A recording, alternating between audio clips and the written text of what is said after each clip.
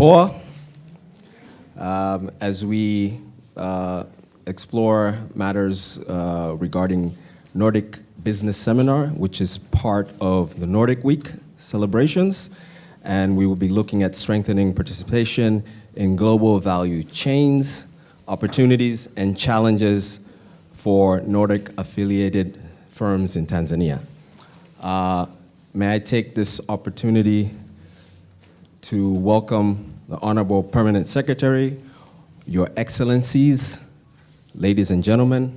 Without further ado, we get our program started. May I invite our Executive Director, Dr. Donald Mari, to provide his welcoming remarks. Karibu, Dr. Mari.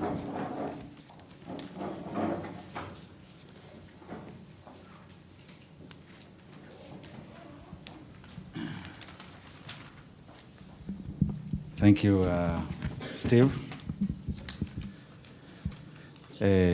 Professor Kayarara, Permanent Secretary in the Ministry of Investments, Industries and Trade, Your Excellency Ambassadors of the Nordic countries to Tanzania, Elisabeth Jacobsen of Norway, Anders Sjöberg of Sweden, Mette Nogard Dissing Spandet of Denmark, and Rita Swan of Finland, officials from the Nordic embassies in Tanzania, representatives from the Nordic business community, distinguished panelists, colleagues from REPOA, members from the press, ladies and gentlemen, good morning.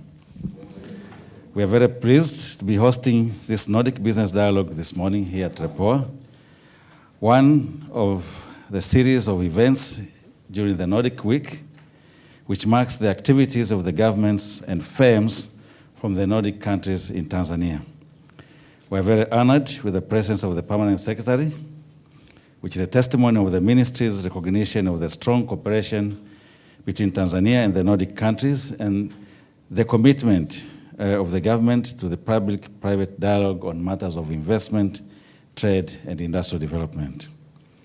At the outset, I would wish to appreciate the long and strong partnership that REPOA has enjoyed with the Nordic countries, which also echoes the historical relations between the people of Tanzania and the people of the Nordic countries. The subject of discussion this morning, that is strengthening participation in global value chains, seeks to promote rapid growth in productive sectors, which are the key levers of generating inclusive development. This subject is very much in line with our research agenda for 2020-2024. The theme also captures Tanzania's medium-term aspirations as reflected in the third five-year development plan, 2021-22 to 2025-26. To achieve this objective, Tanzania must raise the productive capacity and competitiveness of the economy by raising the productivity of factors of production, these being land, labor, capital, as well as entrepreneurial ability, and efficiency by implementing policies that will make it possible to attract investments and to acquire modern technologies. The global economy is becoming increasingly complex and interconnected through value chains. That is why the public and private sectors must work together to ensure that domestic productive sectors become productive and competitive enough to enable them to integrate beneficially into these global value chains. History tells us about the rapid industrialization in Europe, East Asian countries in the 1960s, and China in the 1980s, which were supported by foreign direct investments and firms. These FDIs accelerated improvements in trade logistics, knowledge and skills transfer to local enterprises, which attracted more and more investments and the confidence of international markets. We are very pleased to understand, through the budget speech delivered by the Minister for Investments, Industry and Trade on the 6th of May this year in the Parliament, that the Ministry is reviewing various policies and legislations aimed at to create a conducive investment climate, as well as an enabling business environment for the private sector to thrive and to mobilize further inflows of domestic and foreign investments to Tanzania. These are very commendable efforts, as the competition for global investments have intensified due to the impact of COVID-19 pandemic and the ongoing conflict in Europe. In 2019-2020, REPOA, in collaboration with the Nordic embassies, carried out a survey of Nordic firms to understand the opportunities and challenges for their continued investments in Tanzania. The findings of the survey were discussed in various dialogues, including one with the former Minister for Industries and Trade. We are pleased to note that some of the recommendations were already implemented by the government, and the commitment for continued engagement and dialogue remains very strong. REPOA intends to carry out another iteration of the survey of Nordic firms later this year. And REPOA will continue to function as an intermediary between various stakeholders using research-based evidence, and I trust we will continue to receive unwavering support from our Nordic partners and other partners as well, including the government of Tanzania and the business community. Once again, I welcome you all to REPOA, and thank you for being here this morning for the collective good of our national development. I believe we will have fruitful deliberations at this gathering that will lead into actionable outputs. Asanteni sana.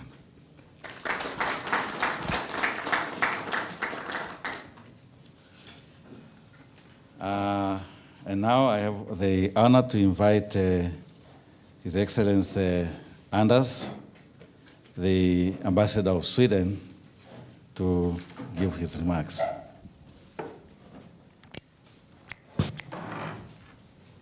Thank you, Donald. Thank you.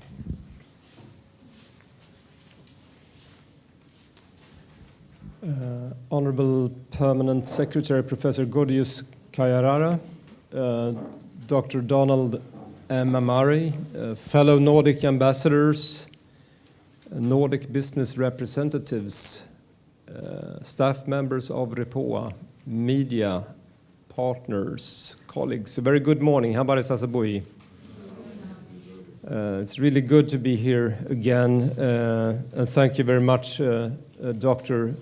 Emma Marie Donald, for inviting us again, and I really want to thank you on behalf of all of us Nordic ambassadors for hosting another Nordic business seminar here at REPOA. We really appreciate all your efforts that we have and all the joint projects that we have had throughout the years. And it is a partnership that very much goes beyond our regular development cooperation.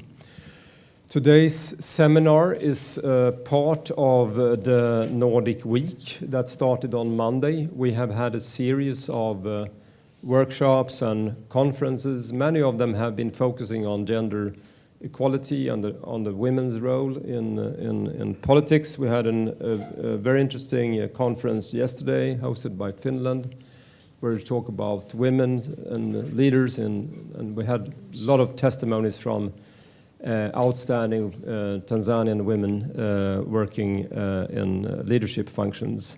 We had a Women, Peace and Security conference on Tuesday, hosted by Norway. We had a Girls Innovation Day at Costech, where we listened to girls that had been innovating in the field of robotics, and they displayed their different innovations for us. And Denmark kicked off the entire week with a workshop on technology and democracy. So very intense week, and now we're here. It's Thursday, and very, very happy to be here. And as I said, we have been working very closely with REPOA over the years, and I think the publication you did in 2020, the very first Nordic Business Climate Survey, was a landmark document that helped us to engage with the government of Tanzania and with the Nordic business community, and to bring these different partners together. And I think the pinnacle of this conversation was when we grilled the then Minister for Industry, Mkombo, at the Swedish resident last year. And we had a very frank and fruitful discussion, and I'm sure that some of the policy recommendations that came up in that document has also been implemented, as you said, Donald. As you know, the Nordic countries, we have a very strong and long relation with Tanzania, dating back since pre-independence. And the Nordic business community has been really a strong part of this story. When we go back and read this document on the business climate, we see that many Nordic companies have been here for maybe 30, 40 years, and perhaps longer than that. So there is a considerable number of Nordic affiliated business in Tanzania in a wide variety of sectors, and many of you are represented here today. Energy, telecommunications, tourism, logistics, manufacturing, extractives, and much more. Today, we are going to discuss and dwell into the issues related to global value chains. And as Dr. Emamari alluded to, we have seen a disruption in these value chains in recent years, starting with COVID, I would say, which really was a big interruption on goods flows in the world. But now it has been exacerbated with the conflict in Ukraine, and also some sort of looming trade war between big powers in the world. So I think this is a very pertinent discussion that we're going to have here today, where we can try to understand more how Nordic firms in Tanzania could benefit, and how they could work more in terms of diversifying, but also engaging more in the global value chains, and also what type of policy reforms that would be required to make an even more conducive business climate in Tanzania. Together with His Excellency the Vice President Philip Mpango, I had a privilege to attend the Stockholm Plus 50 conference last week in Stockholm, in Sweden. And it was a big UN-mandated international conference on the environment. And one of the outcomes of this conference was the Stockholm Action Agenda, where a range of global sustainability leaders from expert organizations, international institutions, and leading multinational businesses agreed on this action agenda. And the very purpose of this agenda is to assist and help businesses around the world to transform the sustainability of global value chains much faster and at a bigger scale than today. So a sustainable way of doing business is no longer optional, I would say, and I know that many Nordic companies are at the very forefront of environmental and social sustainability. Honorable guest of honor, we are noting with great interest and pleasure that the government of Tanzania has identified economic diplomacy as a priority, whereby strategic international economic partnerships will be part of achieving sustainable development. And I think I can speak for all the Nordic ambassadors here when I say that we are ready to support these partnerships in any way we can in order to ensure a just and green transition for Tanzania, but also for the Nordics and for the rest of the planet. I thank you very much for listening.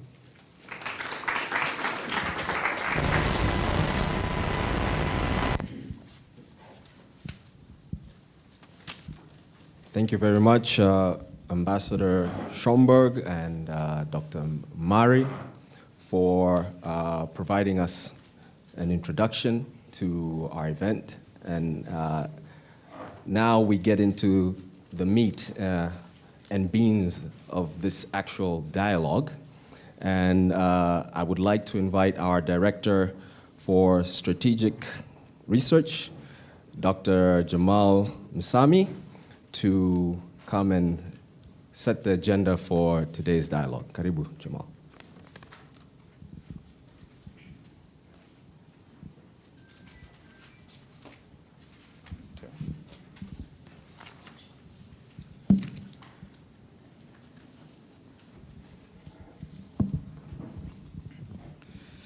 Good morning, everyone.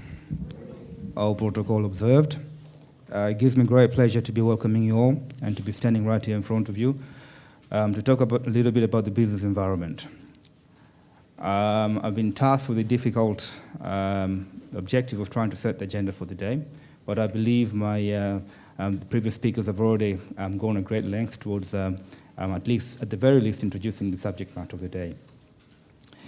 The whole essence of having a discussion on global value chains actually stems from how we can all benefit from the aphorism that a rising tide lifts all boats. Actually, the whole point of, I believe this is one of the strongest points about having foreign direct investment, is actually to try and achieve mutual benefits, both for the domestic market as well as for the international markets, and also the operators that reside within these particular markets. So in the sense of having Nordic companies operating in Tanzania, the whole point is actually to learn from one another, to increase the linkages that we have, and to also have understandings and to exploit the opportunities that result from having our partners that have a knowledge base of what transpires in the international scene, also present here in Tanzania. And so this is very much what shaped our initial conception of the inaugural Business Climate Survey of Nordic Firms that was carried out in late 2019. That very much established the fact that we have a great deal of Nordic firms that have been heavily invested in Tanzania for a very long period of time, but also outlined some of the challenges that they were facing at the time, and also some of the prospects that they had with respect to the future. One striking finding from that particular survey was that irrespective of the challenges that most firms had been experiencing, we had over 60% of the firms were expressing an interest to continue operating in Tanzania. That is quite striking. It is very striking in the sense that that statistic directly contrasts to the statistic that over 60% of firms had again experienced difficulties in operating at that particular moment in time. So it very much shows the level of commitment that our partners have, shows the level of trust. It also shows the potential that they have assessed with respect to how Tanzania and what Tanzania can actually offer. And this, in many ways, is the whole reason why we want to have this discussion on global value chains. But then, before we get on to that, there are a couple of issues that we need to remind ourselves before we can move forward. There are issues that global value chains need to be addressed for one to be able to fully participate and harness the potentials that exist within it. And key among them is the issue of competitiveness and efficiency in as far as production is concerned. In Tanzania, back in 2019, we realized that there were challenges with respect to that, and crucially, some of these challenges are related to the taxation regime, in particular the number of fees and levies, as well as the expertise that existed within the respective authorities when it came to assessment. We also discovered that these were posing as an impediment because a lot of the firms were spending a great deal of time attending to frequent and sometimes excessive task assessments from the TRA. And later on towards that particular year, we had that whole sorry episode of having task forces that didn't exactly leave a particularly pleasant taste in everyone's portfolio. Similarly, there were issues in relation to immigration and labor systems. As you're all aware, when it comes to participating in global value chains, there's a need to achieve efficiency in all the factors of production. So we're talking about efficiency with respect to labor, efficiency with respect to capital, the utilization of land, as well as the harnessing of the potential that entrepreneurial capability does offer. So with respect to labor, there are issues in immigration and labor systems, and particularly the costs and procedures associated with obtaining work permits or the renewal of work permits.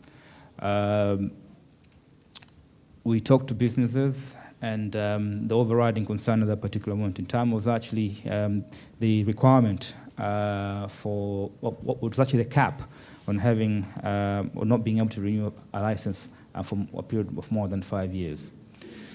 We also talked about the availability of specialist competencies, in that while we did not, there was an uptick in the supply of domestic qualifications. Nonetheless, this didn't exactly translate into professional attitudes.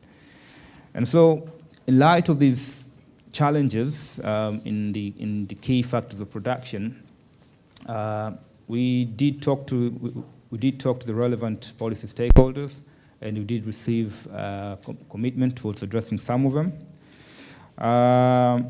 And I'm pretty sure the Permanent Secretary will also go to great lengths to talk about this. But crucially, we talked about the need for a review of the current investment climate, specifically with respect to policy and the Act. And we also talked about the need to have a Business Facilitation Act, so as to try and promote more private sector development, to try and address matters that impede productivity, competitiveness, and general profitability of firms as and when they do arise, and also crucially to try and anticipate them beforehand so that such things do not come to bear. And also lastly, we talked about the issue of the Non-Citizen Act, which mainly relates to and affects issues in relation to the importation of labor expertise from abroad. But overall, I think we did also arrive at some areas of consensus, and in that, and the key among that was that there's a need to rebuild trust between authorities in the private sector, because this was seen as something of which had greatly affected the relationship, and hence some of the rather heavy-handedness that was transpiring at the time. And there was also need to stay on course in as far as market-oriented policy and regulatory reforms are concerned. And this is something that I really need to commend the ministry responsible for investment, trade, and industries for having remained the course and having actually living the course, because we have seen a great deal of progress in the last 3 or 4 years, and especially some of this progress has actually accelerated considerably in the last 9 months. So all credit to that. And we also talked about the need to streamline tax administration and to promote business-to-business linkages between domestic and foreign firms. And this is exactly an area that I think any participation in global value chains actually needs to take into consideration, because when we talk about global value chains, we're merely talking about international production sharing. And as we're all aware that the kind of products that we consume, much like the markets that are currently in existence, have grown considerably more complex. So the production of any, say, even a toothpick can actually involve several different actors, several different activities.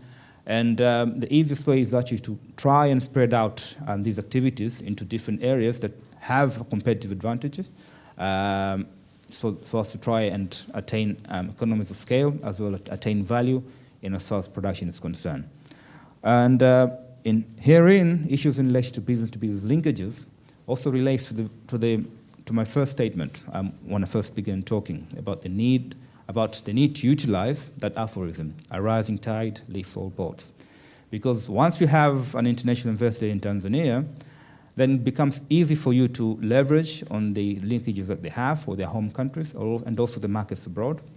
Because these are operators who have naturally been in operation for a great deal of time, so they have a full comprehension in as far as the procedures for exports are concerned, issues in relation to standards and testing, certification, issues in relation to evolving technological and innovation concerns. And so this is one area that I cannot overly emphasize, because this very much also relates to the fact that we can have spillovers from participating in global value chains and from also having investors from abroad. In that, one would expect, say, where firm X from Denmark obtain a tender perhaps to supply toothpicks in a country Y, one would naturally expect that particular firm to also invest and provide employment opportunities to people working in timber and the forestry sector, and also some local processing along the way here in Tanzania. So in many ways, that just ends up not being a contract solely confined to that particular firm X, but that firm X also ends up distributing some of the benefits from that particular contract to other domestic operators. And therein lies the whole essence of a rising tide, lifting all boats. So with respect to the subject matter today, I think the whole point is actually to build on what has already been discovered and talked about. And crucially, there's a need to further explore ways in which you can overcome some of these challenges that we discovered 3 years ago, to try and make sure that Tanzania, and in particular the Nordic firms, as well as domestic firms, can leverage our existing comparative advantages in the natural resources and labor to effectively participate in these global value chains. So crucially, as the previous speakers have talked about, we will be exploring some of the constraints to promoting effective participation in global value chains. And the most important thing is not just about lamenting the obstacles that face us, but also trying to find solutions on how to overcome them and making sure that we achieve at a situation whereby there are mutual benefits for all parties involved. We'll also talk about what role that state, Nordic firms, as well as the other domestic firms in Tanzania can play to collectively enhance participation in global value chains. Before I conclude, let me just make a very remarkable announcement. The ministry responsible for industries, investments, and trade has done a stellar job in attracting foreign direct investment. Close to $1.92 billion have been attracted in the last 9 months, and this is quite commendable. But I suppose the challenge that actually lies in store for us is actually how to translate this particular investment into tangible benefits on the ground, both in terms of profits, but also in terms of labor, and in terms of the welfare benefits that the country as a whole can accrue. And crucially, we need to remind ourselves of the fact that Tanzania's share of global trade in goods only stands at 0.03%. And we fare a little bit better when it comes to exports of services, which currently stands at 0.04%. But therein lies the potential to actually work towards how we can best improve our performance when it comes to participating in international markets. Because there's no point in talking about global value chains when you do not have an export-oriented outcome, an export-oriented mindset, or even when you're not inclined to try and see how best you can close some of these market shares that exist in global trade.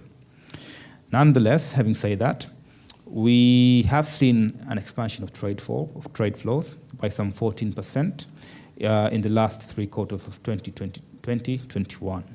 So this very much bodes well for the discussion that will shortly take place. In terms of some of the challenges that have already been highlighted by Executive Director in relation to disruptions to global value chains and supply chains and conflicts, I believe we can also be a little bit opportunistic in that we can also turn these challenges to our advantage. Because by constraining supplies from other markets, that opens up the space for other markets to step in. So Tanzania, we do have the potential to actually step in and fill in some of these market shares that have been vacated by other partners globally.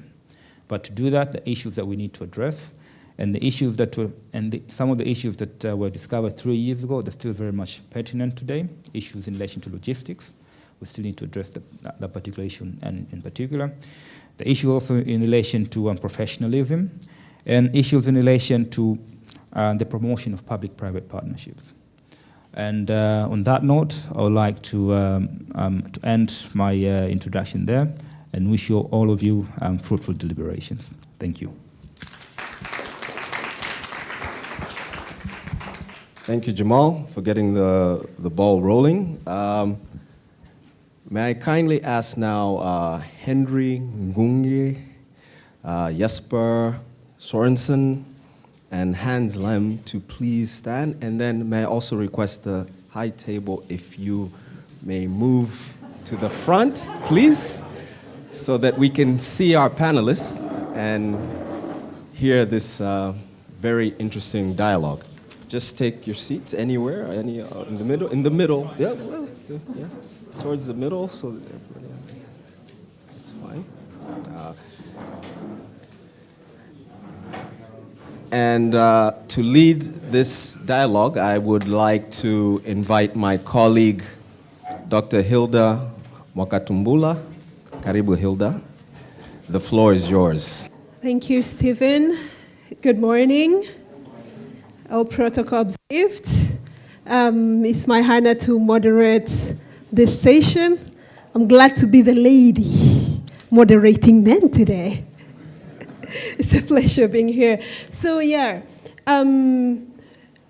today we are having this panel discussion, and as we all know, the main topic is how can we strengthen the global value chain. We look at opportunities and challenges for Nordic affiliated firms in Tanzania.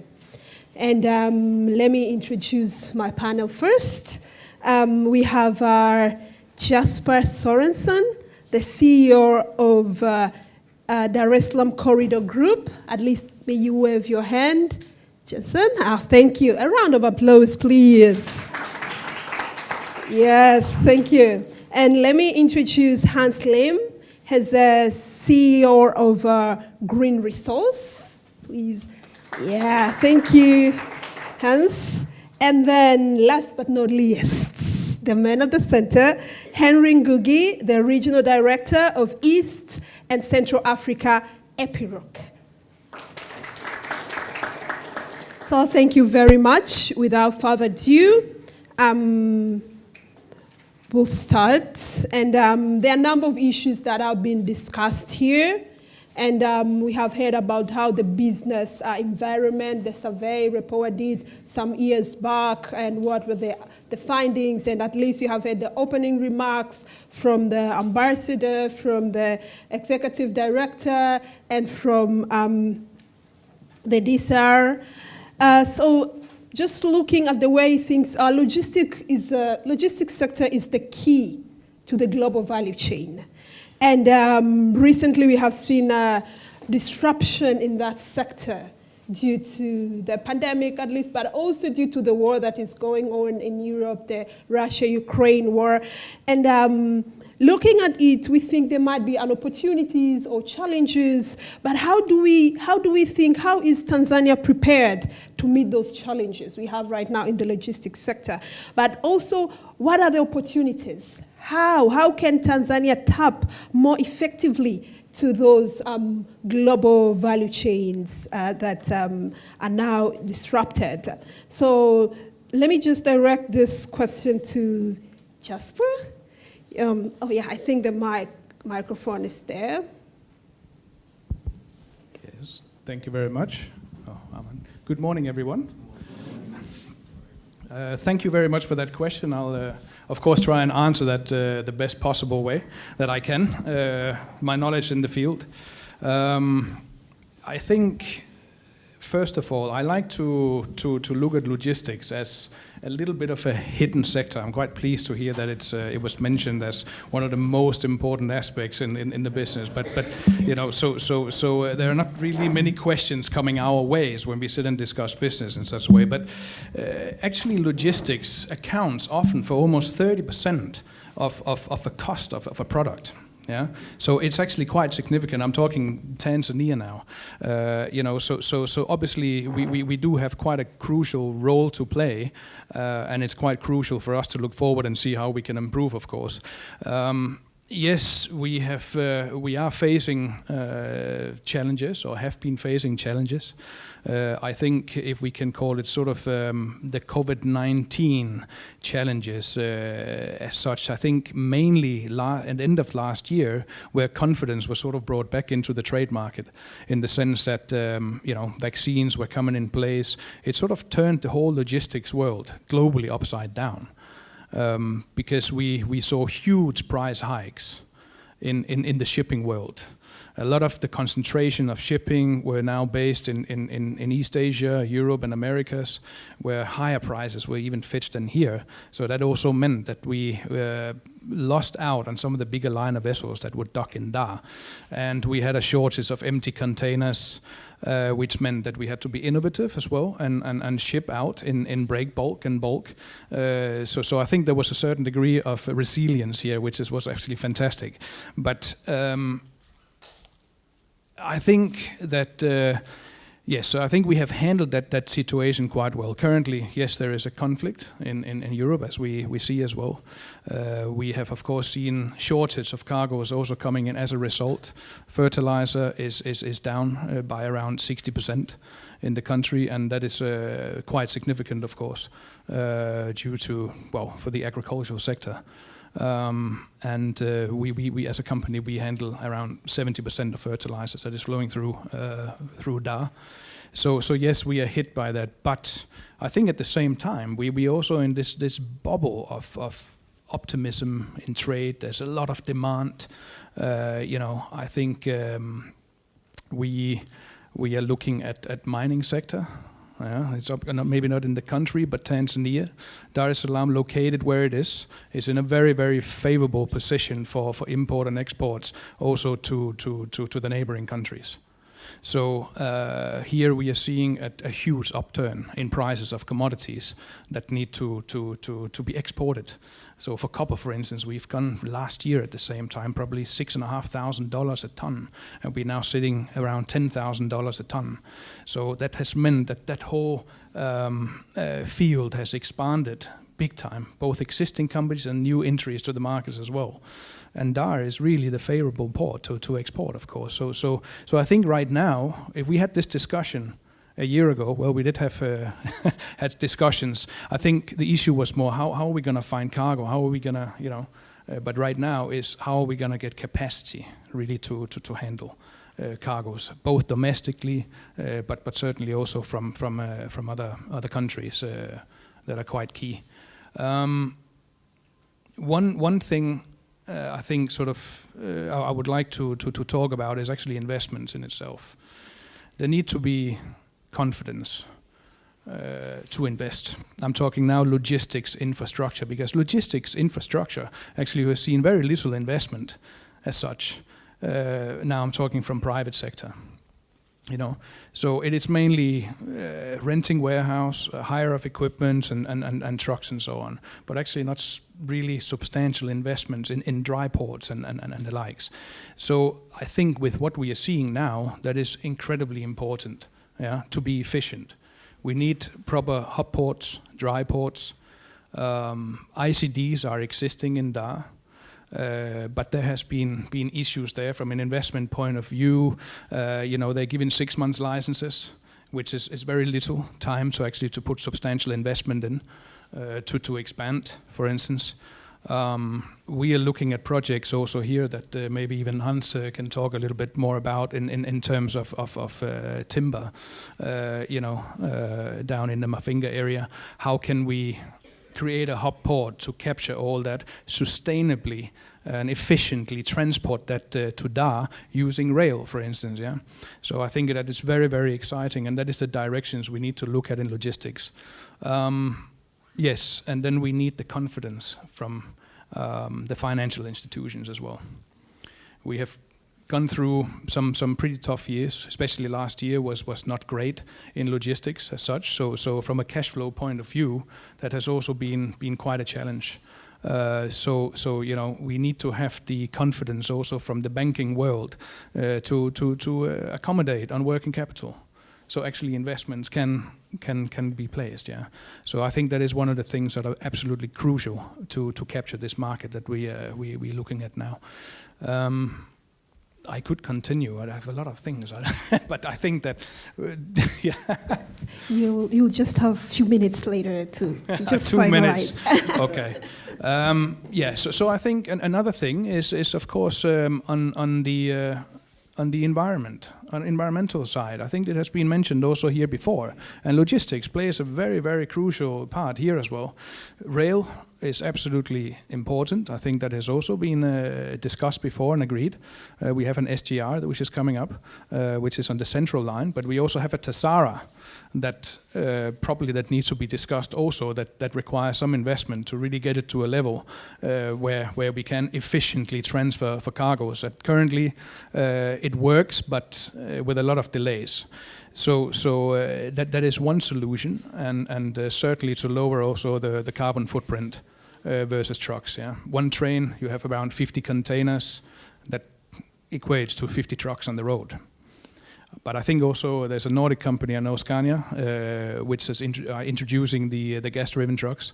And I think that is a fantastic initiative as well, and something we also need to look at, either for upcountry, but also for shunting in and around Dar and the port, and then something we're very interested in as a company as well. Thank you very much, Jasper, for that. Thank you very much. And looking at how things are, Tanzania, the forests accounts for 35.3 million hectares, or like almost 39, nearly 40% of Tanzania's land is covered with forests. How do you think Tanzania can leverage the competitive advantages to use that through that sector to participate in the global value chains? But at the same time, you know that we are trying to lower the carbon footprints, but also there are issues around the logistics sector as well, as Jasper has been talking about. So how do you think we can improve or use the opportunity from these sectors to improve our participation in the global value chain? Over to you. Thanks, Hilda. It's always a punishment to talk after Jesper because he reduces your list quite substantially. So now I need to look, what am I going to say again?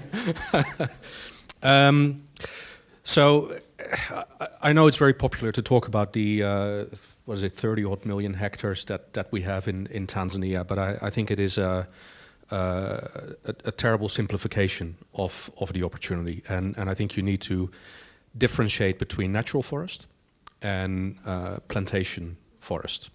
And let me just give you sort of a few numbers to sort of put the two things in context. So when you have a planted forest, you know, let's say on average your volume on a planted forest grows maybe 25 cubic meters per hectare per year. In a natural forest in Tanzania, which are slow-growing natural forests, it's 0.1 cubic meter per hectare per year. So if you compare those two, 1 hectare of plantations will produce the same as 250 hectares of natural forest. But that's not the end of the story. In a plantation, you have one species that you grow there, pine or eucalyptus or whatever, or teak. In a natural forest, you probably have 100 species per hectare. So the 250, now you need to multiply by 100. So to get the same productivity out of a natural forest versus a plantation, you're talking about a factor 25,000. So based on that, I think, especially in a country like Tanzania that is not covered with sort of rainforest type of natural forest, but more dryland, savanna type of forest, the solution and the opportunity on natural forest side is really sort of more on a nature-based solution type of approach, biodiversity, REDD+. I think and that's of course also the field where I come from, is the more intensive plantation-based forestry sector. That is where I think there's the real opportunity to play a part in the global value chain. But there are preconditions that we will need to meet. And I think I will also start with the sustainability. So Anders made a comment on it, you, Jasper, made a comment on it, and I'm really convinced that if we look sort of 10, 15 years down the line, and how our market's going to function, an integral part of your selling strategy is going to be your footprint. How much carbon is my avocado? Has my avocado used to get it to the market, or my cotton, or my tree? So I think this is going to be a crucial aspect for all of us.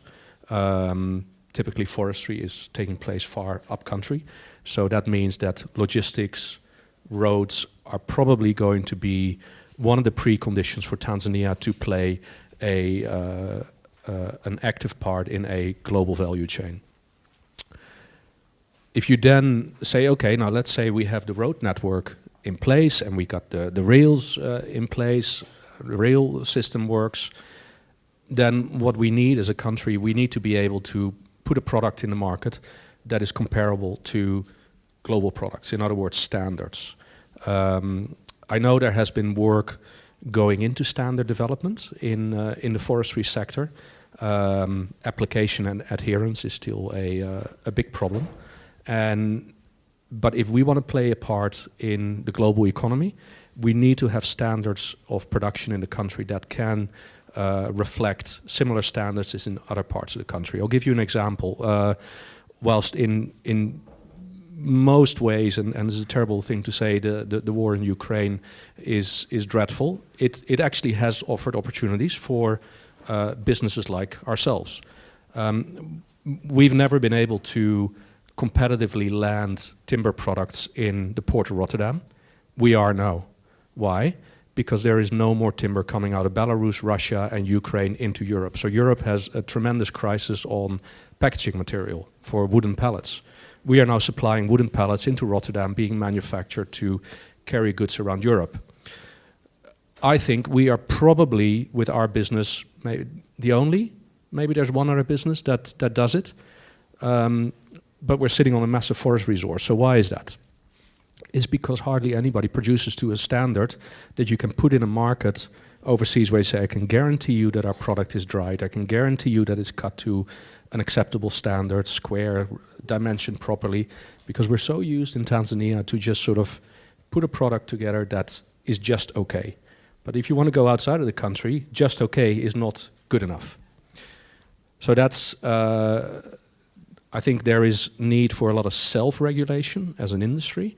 But I think organizations like TBS have a very important role to play as well.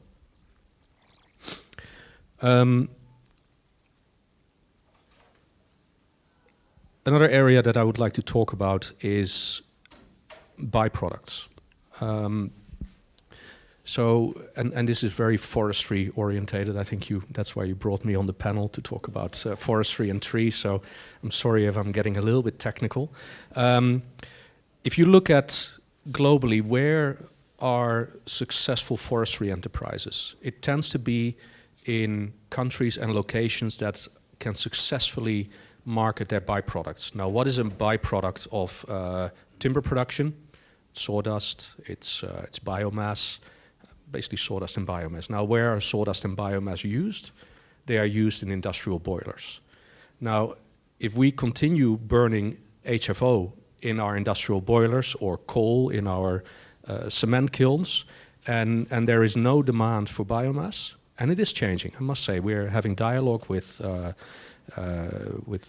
cement companies, we're having dialogue with lots of other businesses. There is a change in demand for byproducts, but I think more can be done, and there can be more stimulus for making a transition where we see more and more sort of carbon-intensive boiler fuels and being changed over to biomass, and it will really stimulate the forest economy.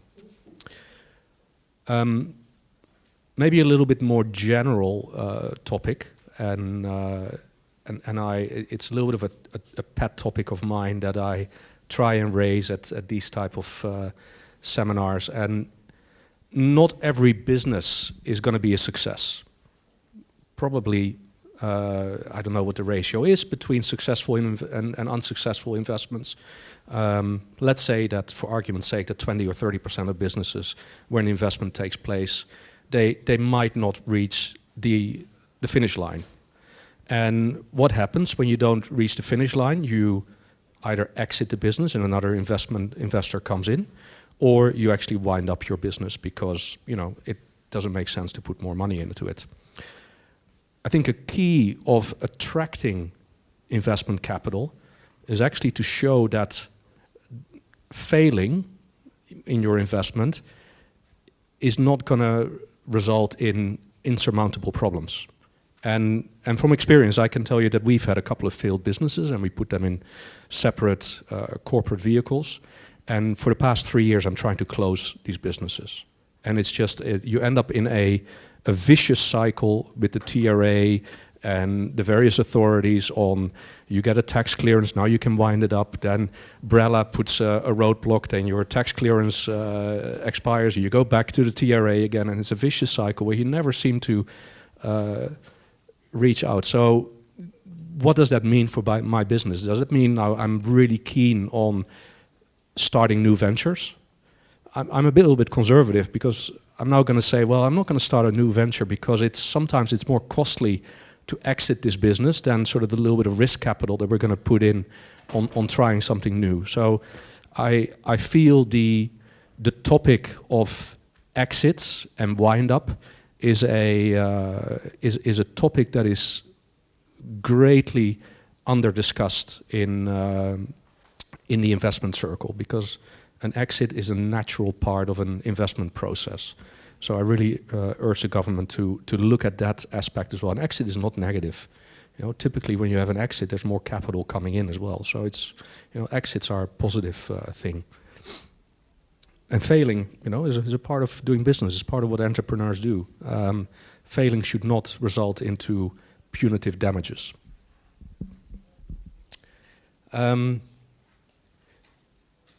Yeah, I'll give you some stats as well to think about, which I find really fascinating stats.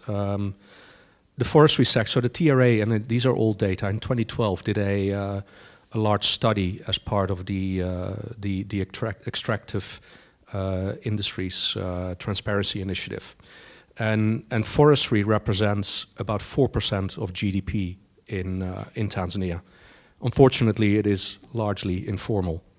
TRA came to the conclusion that the size of the forestry sector in Tanzania is larger than the combined value of all export, the combined export crop sector. It employs several hundred thousands of people informally, and several tens of thousands of people formally. But 80% of the wood harvested in the country is illegal. So these are sort of the stats that show you on the great potential this sector has. And I probably should have started with that, because if we know the potential, then you also understand how important the standards are, how important the logistics is, how important it is to be brave enough to invest in the sector, because you know you're not going to be punished if you fail. And how important bioenergy is going to be. We'll leave it with that, Hilda. Thank you very much. A round of applause to him. So thank you very much, Spur, for all those good comments talking about standardization, the need for regulation, as well as the opportunities that's ahead of us due to the war that in Europe, but also business failures and potential of this sector. So thank you very much. I've also touched on the biomass. We'll discuss that later. Right now, let me move to another sector, the mining and construction. And we have Ngugi. Ngugi is the regional director of East and Central Africa, EPIROC, and they are dealing with mining and construction equipment. And Ngugi, the mining and construction sector makes almost fifth of the national economy, and mining alone accounts for nearly half of the exports. And Tanzania is seeking to improve or to participate in the global value chain. And looking at the sector, and since you're working on with a Nordic affiliated companies, what do you think is the role of Nordic affiliated multinational company like EPIROC play to strengthen the participation of this sector, both domestically and in the global value chains? And just to add on that, how do you think Tanzanians benefits from this sector, from opportunities in this sector, manufacturing of mining and construction equipment?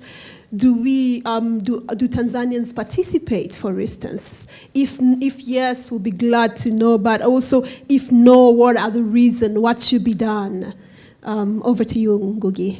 Okay, yeah, thank you. Thank you very much. Good morning, everyone. Yeah, first, I start by acknowledging what Dr. Jamal Musami mentioned in the introduction, that there are great opportunities in these countries with big wealth, great wealth in natural resources.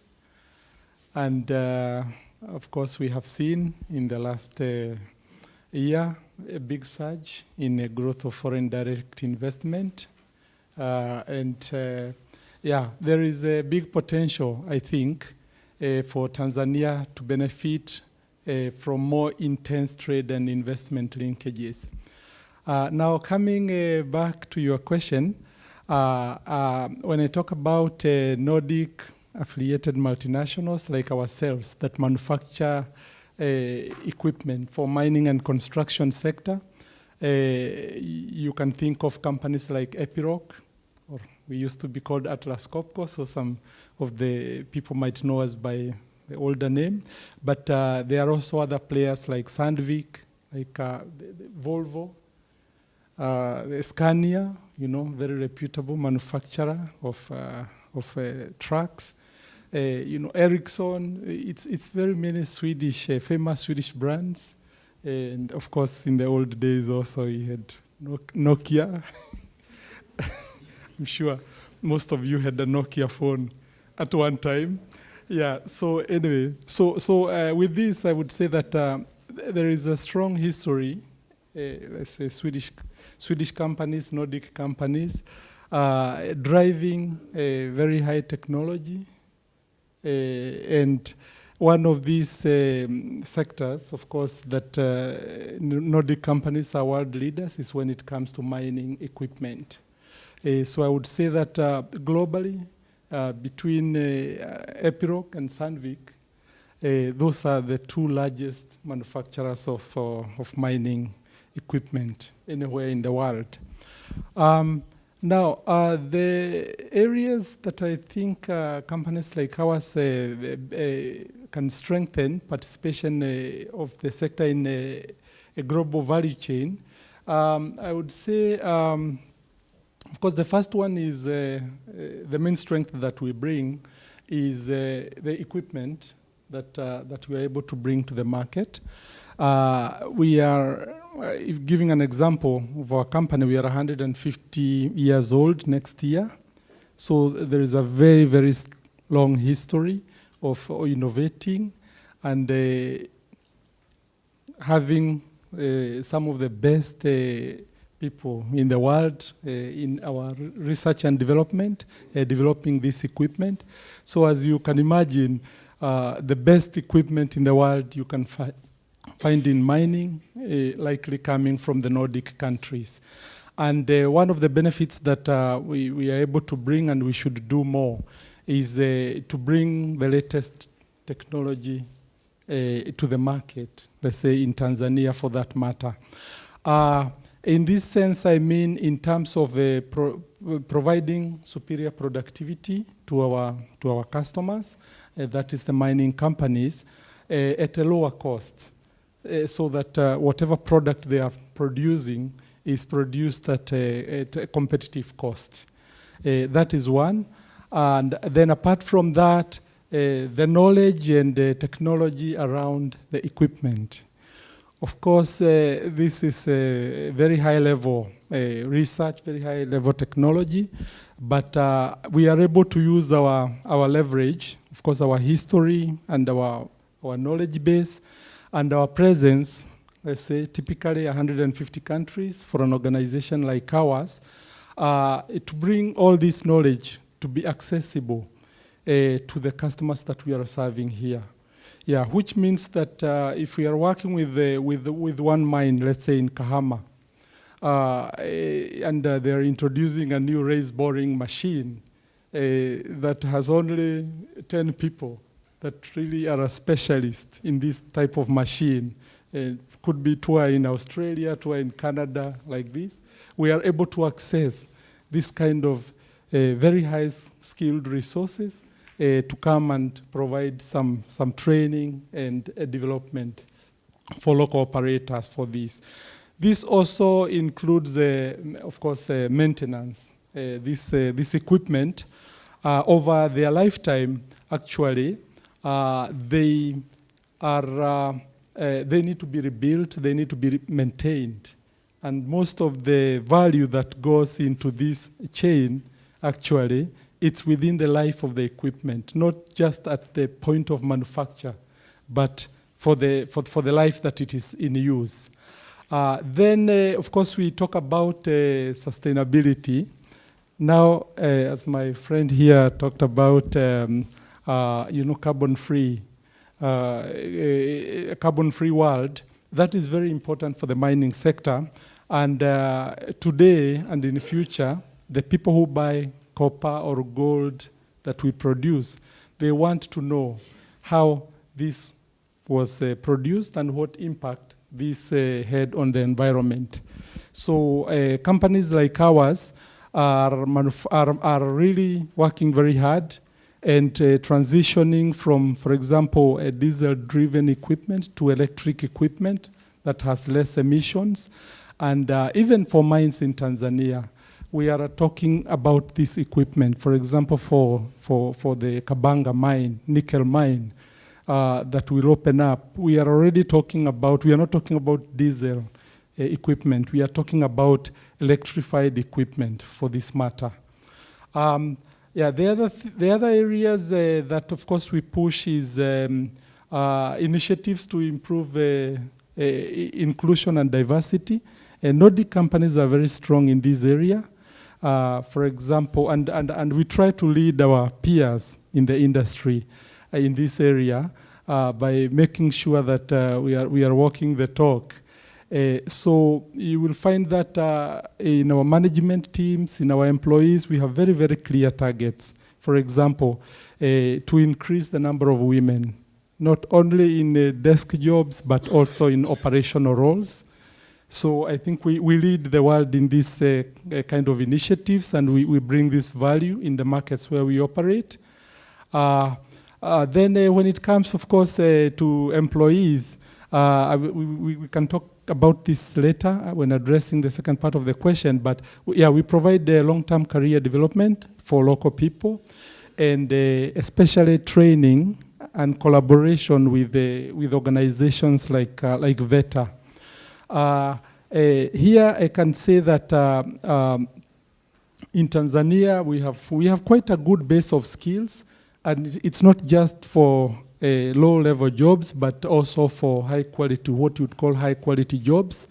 And we have quite a number of Tanzanian people who work, citizens who work for our company that are working overseas within our organization in countries such as Zambia, Congo, Mali, Burkina Faso, Sweden, and they make a very good account of themselves. Then, of course, our companies collaborate with the society in payment of taxes and social costs, CSR, local purchasing, where as much as possible where we operate, whether it is supply chain services in logistics. Most of our inputs are acquired locally. Now, of course, companies like ours are not exempted from tax. Mine owners are often exempted from certain forms of tax, but companies like ours pay the full tax. So, and we are classified as large taxpayers. So, in this sense, I think more can be done by opening up, by the government opening up for more companies like ours to participate in the economy, and to look at the whole chain in terms of value that is provided. On the other question as to whether Tanzanians are fully benefiting from organizations like ours, I would say yes, and at all levels, especially for Nordic companies. As I mentioned before, I can give clear examples, and I think this applies to all Nordic companies. But basically, by culture, our company's company culture is to promote local people, and we have very clear KPIs that we must attain. So normally we will have more than 90% of our employees being local. And it is, so this means that, and of course these are skilled people, which means that we have to continuously develop our local employees to make sure that they can carry out all the tasks that we need them to undertake. And in regards to this, I think in Tanzania we are doing quite well, and we are actually supporting some of the regional countries with our specialists from Tanzania. Yeah, thank you. Thank you very much. A round of applause. Yeah, it's really interesting to hear what Epicor and these Nordic companies are doing, how they are trying to promote locals. At the same time, he has spoken about challenges like they're the large taxpayers, and but I'm glad to hear what you're doing for local people, how you are trying to transfer technology, and how you support the mining and construction sector. But we have a few minutes left. So one of the aim of this seminar is to promote the brand values, but bring together the Nordic business community with senior policymakers. So today we have a guest of honor who is the permanent secretary to the Ministry of Trade and Investment. So I think this is a very good opportunity to raise some issues which we think important for him to hear as a permanent secretary of the Ministry of Industry, Trade and Investment. So basically from the beginning, I think one of the issues which came so clearly through from starting with Jasper, Hans and Henry, there's an issue of climate, like reducing the carbon. I think that's the key issues in the logistic. You're all trying to reduce the carbon footprint, and the same to the forest, and I've had the same in the mining sector, which this is good. But also specifically, Jasper, you have talked about the confidence to invest. You have also talked about the confidence from financial institution. You have also touched about the thing to deal with right now is mostly how we can get more capacity to handle cargoes.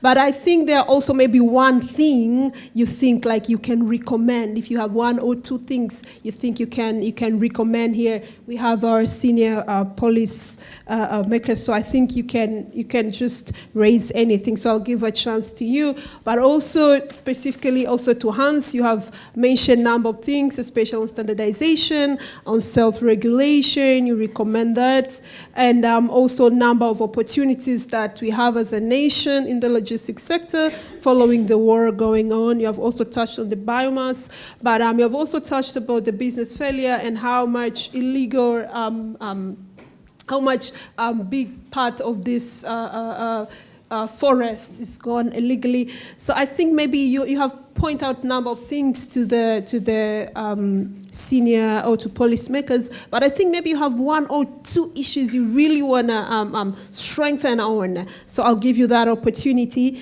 And lastly, to Henry, also you have touched a number of things. I don't want to repeat, of course, global direct investment, how you are strengthening participations of locals. You have also touched on technology transfer, how you work on it. You have also touch on sustainability, but I think maybe you have one or two issues and you think these are key, this should be noted. So I'll just give you that opportunity. We have 2 minutes each, and let's start with Jasper. Over to you. Thank you very much. Thanks, Dr. Hilda. Yes, I guess I can find one or two things that we can talk about. I think, I don't know if it is a recommendation as such directly, but I have been talking, and we talked global value chain. I have been talking about Tanzania, how dependent Tanzania also is of neighboring countries. We have the East African community, we have SADC. And I think what we have also seen in logistics of recent, or seeing at the moment at the Congolese border, where we have 70 kilometers long queues of trucks that are waiting to cross the border. Of course, this is not a Tanzanian problem, because it's probably a Congolese, but we are all impacted. So I think for the supply chain, of course, that there is a very, very close dialogue between the private sector and the governments in the region to try and see how we can better solve these issues, because of course it has significant implications for the regional trade. So I think that would be one recommendation because it is something that is so close to us right now. The other thing is maybe private, but also government involvement. That is to work, of course, with shipping lines. You know, in the global market, we work with them. We need them, you know, I think we have seen of recent in Tanzania as well, probably less liner vessels and more feeder vessels, where we have been shipping from Dar es Salaam to Mombasa, or even to Maputo, and then to across the sea, which of course are adding cost to the logistics. And I think it is very important that there is also some sort of a consolidation on this. How can we attract as Tanzania the liners back, because we are clearly in focus. It's a preferred port, really, to transfer cargoes in and out. So that would be a big recommendation also for everyone to look at that. Thank you. Yeah. Thank you. Yeah, I will make this a little bit of a more sort of a general business climate comments, and I had the benefit to be together with you on Tuesday of this week already, which we had a great meeting, and your minister gave an update on the blueprint implementation. And one of the things that struck me in her presentation, which was really well done, and it was really good to see the progress that is being made, is that a lot of the progress made in terms of blueprint appear to be on lowering fees. Now, I'm not saying that you shouldn't do that, so don't get me wrong. I'm very happy about fees being lowered. But in the same sentence, I would say, if I would have to choose in Tanzania between lowering fees or reducing the multiplicity of fees, I would probably opt for reducing the multiplicity of fees. And when I listened to the presentation, I had the distinct feeling that the reduction of fees was the real progress that was being presented, not necessarily the reduction of number of licenses and inspections and authorities. So that would be one recommendation to you. I think the other, and this is in line with the theme of the seminar, if we want to be part of the global value chain, we are saying that we would like to export products from Tanzania. If you are exporting products from Tanzania, you are guaranteed to be in a VAT refund position. If you are going to attract exporters, you need to allow them to get their VAT back within the prescribed time, which I think is 60 days officially by law. I think it is crucial that issue gets addressed. I can tell you a little bit from sort of a recent experience where we had a dialogue with an investor looking at coming into the country, and I think it will still happen. But that dialogue with the investor has been severely affected by the fear of the TRA. And so I know there has been a lot of positive dialogue, and the fact that you are sitting here today is testament to that. Outside of the country, the TRA is still and continues to be seen as a major risk for investment into the country. So I think what would be super helpful is that aside of the tremendous efforts in branding and marketing Tanzania, that we are also starting to see some real tangible progress on a reduction of the TRA aggression. I think it's going to be crucial if you really want to bring that 1.92 billion into the country and let it go beyond the MOU or the registered project, but actually have the money flow into the country. We need to work on that. And then a last one, and I'm sure many of you have seen this. I think many people in the country, especially those that are here as expats, are a little bit worried about the Forex regulations that came out recently. There are some things in there that look a little bit difficult to adhere to. So I know it was raised on Tuesday as well. I think it would be maybe if you pass on to your colleagues to have another close look at the Forex regulations, because I don't think they're going to work very well. So, 4 things. 4 small things. Okay. Yeah. Thank you. Yes, wind up. Yes, Okay. please. Yeah. Okay. Thank you. Now, first of all, I must say I'm an East African citizen. I'm from Kenya, and I must start by acknowledging that there has been very big changes over the years, and that have made very big improvements. So although I have got some suggestions, I also have some compliments around the area of infrastructure.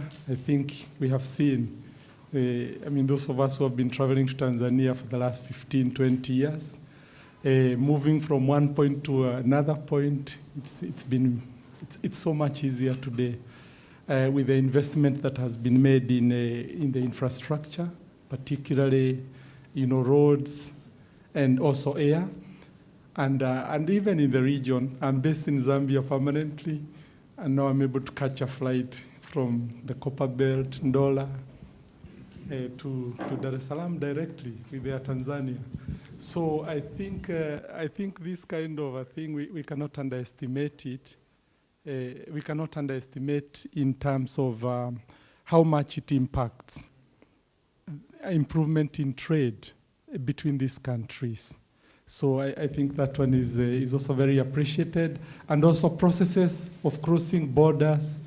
If I'm going from Kenya to Tanzania or to Zambia, it's much shorter. Now, there are one-point border crossings where it takes us 5 minutes. And in the past, if you had a car, it could take you perhaps an hour or 2 hours. So that is very much appreciated. In the sides of area of improvement, I think someone has already alluded to TRA, just by here, did mention that. Companies like ours, Nordic companies, if we don't pay our taxes in the countries where we operate, the first thing that will happen, I will lose my job. So for example, when operating in Tanzania, we read the legislation, all the regulations around tax, and we pay the taxes. Otherwise, the first thing will be the first casualties as management of the company. Yeah, but in this area, I think we need some support. The feeling is that for Nordic companies, we comply and we pay. And because of that, we are punished or penalized because more is demanded from us, you could say. Maybe we are the first victims when maybe a certain budget has to be met. That's the feeling that we get. So we tend to get a lot of assessments. So we would request some protection in this area, and also for some of the rules to be clarified, so that we can comply even from the beginning, without having to enter into a lot of discussions. The other area is around local content rules, the local content regulations. I think they are very good regulations for the country generally. But when it comes to the specialist equipment manufacturers, or original equipment manufacturers, companies like ours, I guess like Sandvik and the others, the biggest asset that our companies possess is that knowledge, that intellectual property that we have accumulated over 149 years of history, so that we are able to manufacture the equipment that we are manufacturing today. And we can comply with all the local content regulations, but some of the requirements around, for example, the ownership of companies like ours, who are very specialist, our owners are normally very sensitive, of course, because if you are partly owned locally, then probably some of the I don't know if it's the word to use, some of your secrets or some of your patents or some of your intellectual property that actually keeps you competitive, and some of the strengths that you have as that multinational company, specialist company, is that you have to move with so much speed to introduce changes, to introduce new equipment. So part of this is that it's like the ownership structure of the company has to be so simple so that you can make decisions quickly. So that, let's say, the entity in Sweden, if they are making a decision to go from diesel to electric, they can make that decision very quickly.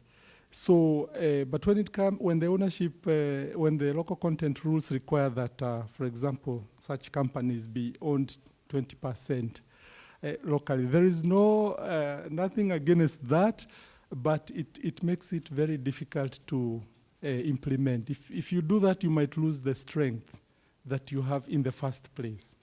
So that is my request, that you just look at this with that in mind. Yeah, and if there are other ways to comply, just be made very clear. Local employees in top management need to be 80% or 90%. That is okay.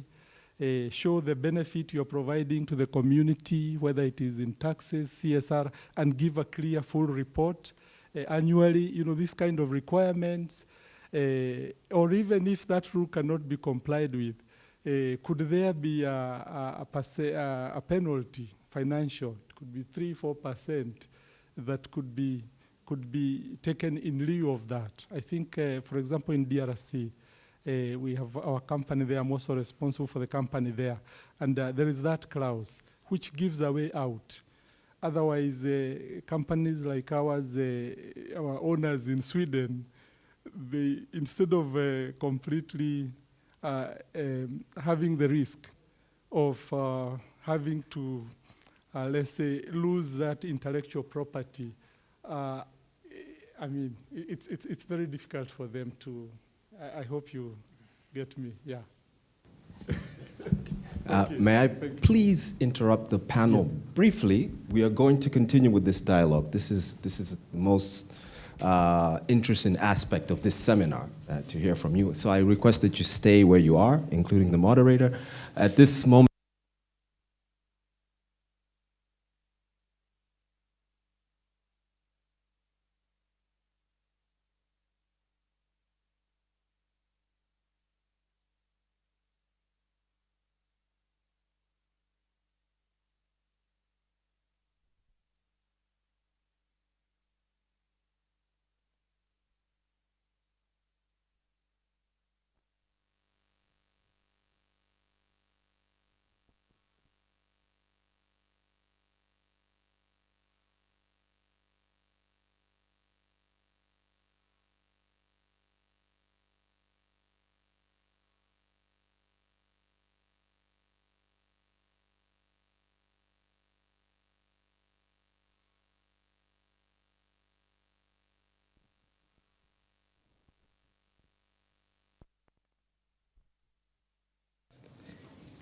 the opening remarks I will combine, but there are some specific issues which I should try to touch on to give you the government response on what we are doing, what we interpret from the feedback we get from you as our partners. We have public-private dialogue. You recall, we were together 2 days ago in a meeting chaired by Her Excellency the President, and most of these issues came up. And remember, the resolution was, we were tasked, isn't it, to sit together and solve all these problems. So I wanted to assure you that we have chance now. We still have time to include the new reflections. You know better what we gathered in Dodoma, but plus some new things which might have emerged this morning, that we include them to get a top treatment. I'm sure it will be very fast. She's waiting for our report. some of these will be the inputs in the reports which we will submit, discuss with her for the reforms. A number of issues which have been raised, some came up but in different shapes, but they are the same. TRA, I think they have tried a lot. I'm sure we still have the legacy, what they did maybe 2-3 years ago. We are in the healing process. I think they have tried. But if there are new things emerging, let us know. Because for now, it is forbidden. There are things which if they do, and if they are caught or reported, there are consequences. Because it was mentioned publicly. She said in Swahili, I think you remember. When I say she, you know whom. So we know, we have been following. We'll get some complaints from the business community, from the investors.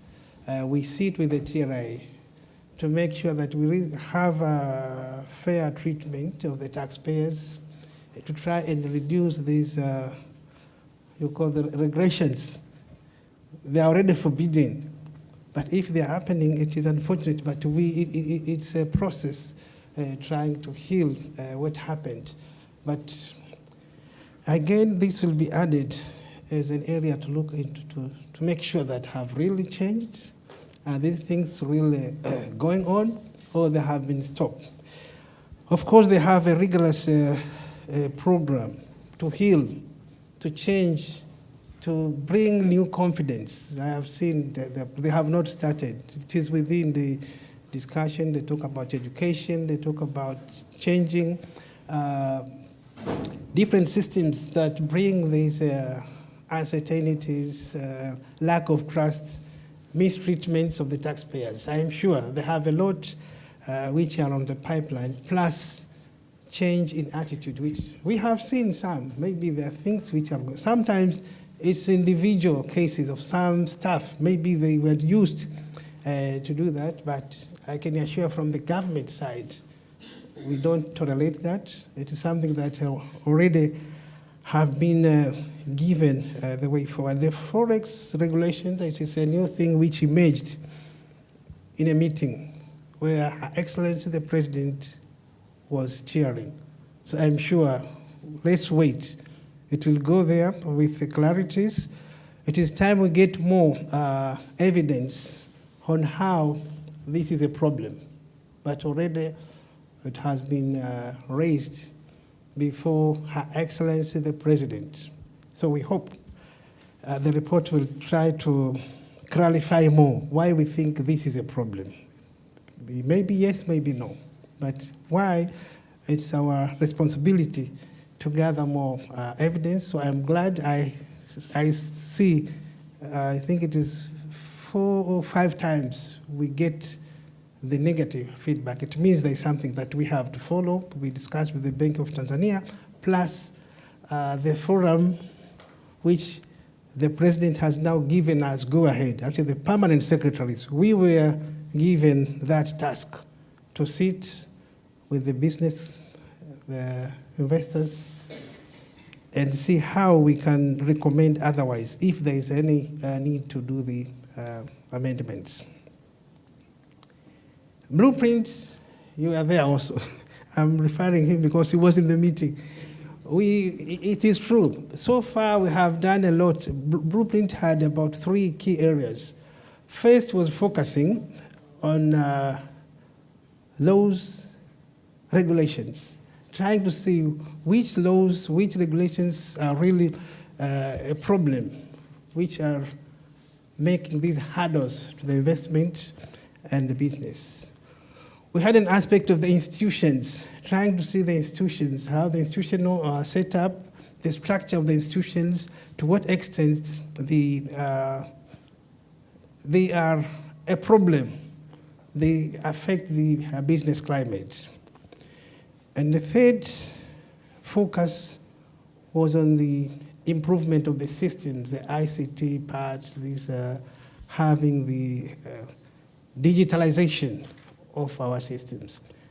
I admit that there are some areas which we have not even touched so far, which will unlock a lot of things. We had to slash these, the fees because it was an immediate thing to do.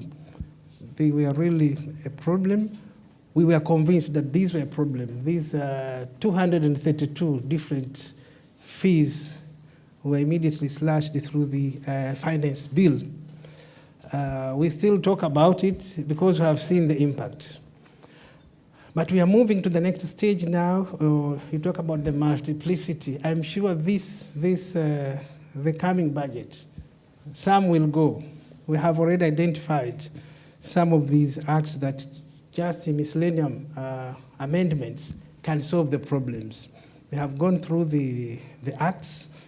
We have evaluated, because sometimes we cannot follow the blueprint like it's one-to-one. There are areas where we need to check and recheck, counter-check, and be sure that really by intervention we are going to solve the problem. So I admit that some of these are on the pipeline. They are coming, but coming soon. Like I say, coming soon, because I have seen about 18. They are likely to be in the next budget. That should be next week. Yeah, so it's something that we acknowledge, but also we promise that we are working on it. Talking about of course, multiplicity, I have touched on it, the issue around the border. We have problems at the border, the trucks being in both sides. Sometimes, I can't say we solve. Sometimes it's on our side or their sides. The southern borders and the northern corridor, Kenya, Tanzania borders, we are aware of the problems. We have the teams from the ministries of investment, trade, transportation, trying to solve this from both sides. Some of these problems just appear overnight. They are not there for a long time. I can give one example where one country, overnight, they raised not even fees, the taxes on 1 kilogram of natural gas from one country. That's something that is very complicated. You need to involve different ministries. Sometimes it can take quite some time to be there. But the rest, as I said, we are working on them. We hope we will get the solution. Direct shipping lines, yes, that's something that we are working on. It is very important. It's something that we have seen. There are a lot of requests from different countries which trade with us that they find that can change a lot when it comes to promoting exports, promoting business between Tanzania and the global market. Investment climate, we've done a lot. We are doing a lot, I can say. I'm sure very soon we will see changes. But one of the big changes, within the Tanzania Investment Center, we have 12 different institutions working there. We say that's a one-stop center. When you enter there, the building is one-stop center. But inside you have different institutions serving the investors. We have created this electronic single window for investments, where everything now will be done online. We have tested it for almost 6 months now. This month, June 15th, they will try now to open it up, but it is going to slash, I think, 80%, roughly 80% of all the activities that an investor was dealing with these different institutions just in 1 minute. Within the app, you can do everything, whether you are in Sweden or in Denmark, Norway.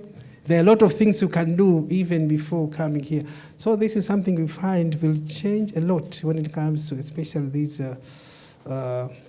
cutting down the time spent, eliminating corruption, because it can't be there now. If you are dealing with your laptop or your smartphone, then it is easier to know after you have completed we can concentrate in one area, but for the situation the way it is now, it's very difficult. We also see the problem. Sometimes investors moving from one hand to another. You meet maybe everybody to get information. So all this will be just in one website. Tanzania Investment Center, you have everything. There is an app. You get all the information for investment. So that one will change a lot. But besides, we are doing other things. We are looking at the institutional setup of different institutions that handle investors. There will be also another round of looking at these kind of reforms. So the issues raised on the presentations, they are all very interesting. I was looking forward to get more information from your side than me replying. Forests is an asset which really can change the economy. There is a lot in forests. I agree with all the recommendations that comes from the papers. You talk about the issue of the quality and standards to improve our exports. It's an area of interest for us. We don't have a big volume of trade, partly because of these aspects, issue of quality, issue of standards. I'm sure to access European markets is not an easy task, isn't it? It's a lot. Human capital must be very high to capture a lot of things, which we find is a gap that we need to work on it. There's a lot of capacity building programs which have been prepared, but still we don't see much development. It's an area maybe we can think about this more. The mining equipment, yes, very interesting, but I see you are affected by the new this act, Natural Wealth Protection Act, isn't it? Because you are classified as an investor or a trader in the mining sector. It's something that we have to look at it. For example, if you move from mining to processing, you move from the Mining Act to Investment Act, you find that some privileges which don't appear in the Mining Act, but as long as you have been registered at TIC, you are protected by the Investment Act. It's an area that we have seen the danger, and we accept some of the observations which you have raised. So in short, these are the few things which I have picked. But as I said, I was speaking outside with the media. There are a lot of things which government is doing, has done, and is going to do. Transformation of the economy requires a lot of listening. You should listen who you want to transform with. Otherwise, you'll be pushing people are going the other way, you move the other. So one big strategy for this government is to strengthen the public-private partnership. I think for the first time we have these consecutive meetings on time, isn't it? The last meeting you had was 20, and the previous?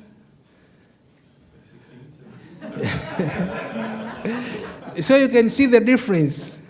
When we met last year, even the minutes you didn't even recall what you were discussing, isn't it? But now you can see. When she started, she met you, I think, twice informally, and then she formalized this Tanzania National Business Council. These are meetings which are within the government machinery. Before the budget, she has to meet the private sector, get the concern. So consistently, that is going to solve a lot of issues, because when you raise them, we can discuss together.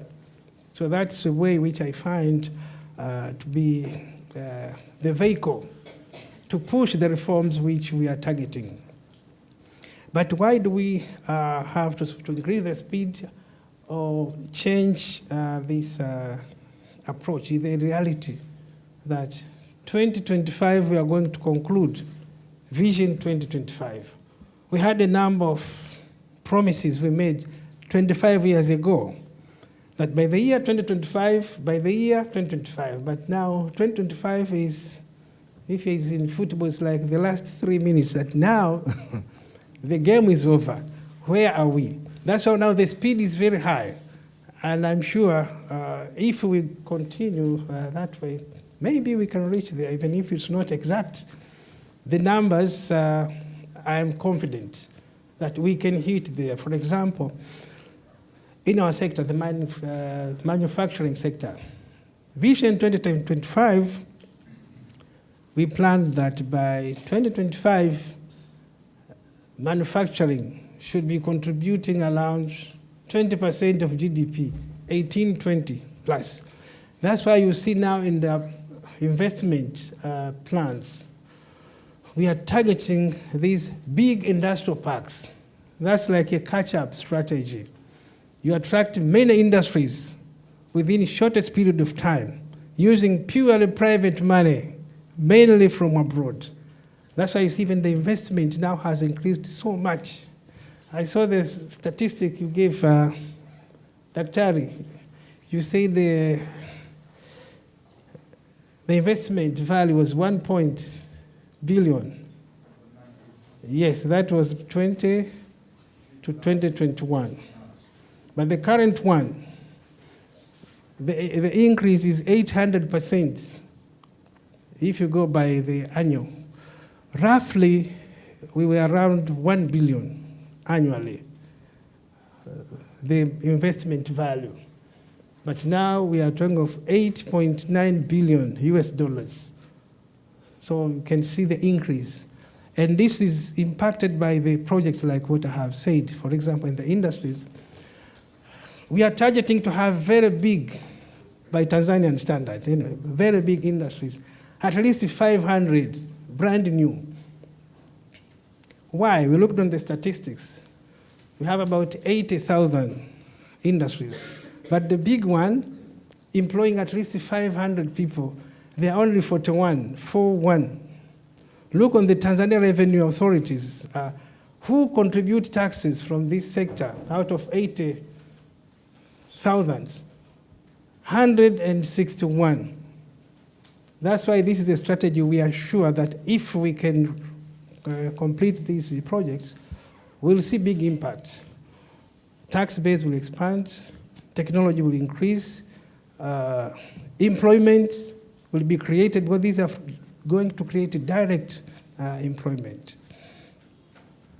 Also, we are trying to change. Very good, you mentioned about the improvement in infrastructure.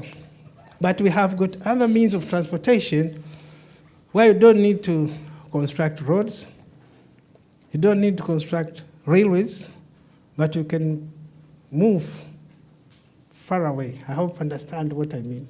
Now we are going to target a lot, improvement of these other means of transportation.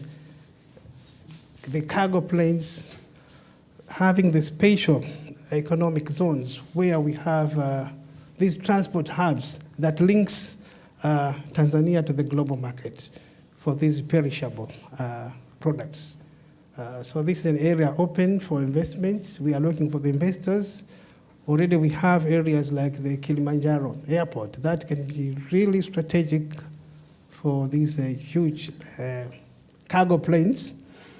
There is an agreement we have signed with the US, the Open Skies Agreement. Some of the issues they are targeting are those the cargo planes, tourists, and passengers. But that's an area which we want to capitalize. That's why when you mentioned the direct shipping line, I recall that that's an area we don't need to construct roads, just have a well-functioning port, then you can reach the rest of the world. So these are the areas which I'm sure in the next 2-3 years we'll see a lot of changes. Already there are demands, there are investors, there are plans which are going on, but we have told private sector that unlike in the past, we used to say that public sector is slow, private is faster, but not now for this. If a private sector say, I want to do something, if you delay 2-3 months, you find someone else. So this also I wanted to raise that that's how we have been working. The speed is too high. We have take it, leave it offers. There are so many now. And we have seen that's why things are moving. I'm very confident that if we move like this, we discuss, a lot of things will happen. But finally, I must really thank you very much. The Nordic, we discussed a little bit before we started. I knew the taxomike is here.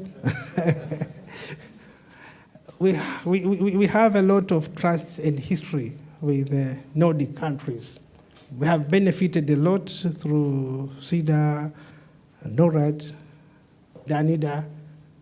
FINIDA is still FINIDA, or have changed the name. Sometimes you change the names, but the same, Finland. And consistently, you have been in some sectors. When you talk of forests, Finland. DANIDA used to be more in technical education, but everywhere. SIDA, the same. NORAD, yeah. So this is what we find to be very consistent engagement through dialogues. We are open. We are ready to listen from your side, what you think we can do to strengthen the relationship. We hope DANIDA will be there. He's there to stay. The Danish, we need you. We hope. There are a lot of things which you started many years ago. We are beneficiaries in one way or another. We have many Tanzanians. I'm from academia. We know what it means by the Nordic when it comes to education sector, but plus other social sectors. Now we are in the economy. With all these, I can't say a few words. There are many words. I must thank you very much for this opportunity. We are open, we are ready to listen. It's a dialogue. In the past, it was not possible to say, we met in Dodoma with Her Excellency the President, discussing these issues. So I want to tell you that this is the spirit. The doors are open. You can discuss with the ministers, we can discuss with the permanent secretaries, you can call the permanent secretaries, but sometimes our telephones are so busy. Oh, ourselves, we are too busy. So also calculate that. But if we meet, let's keep engaging to find the best solutions for our problems. But as I'm saying, the reforms, transformations, these are going to be the legacy for this sixth phase government. And by this speed, I'm sure, in the next 2 years, we'll see something very different. The regression of TRA, I hope watabadilika kidogo au sana. Thank you very much.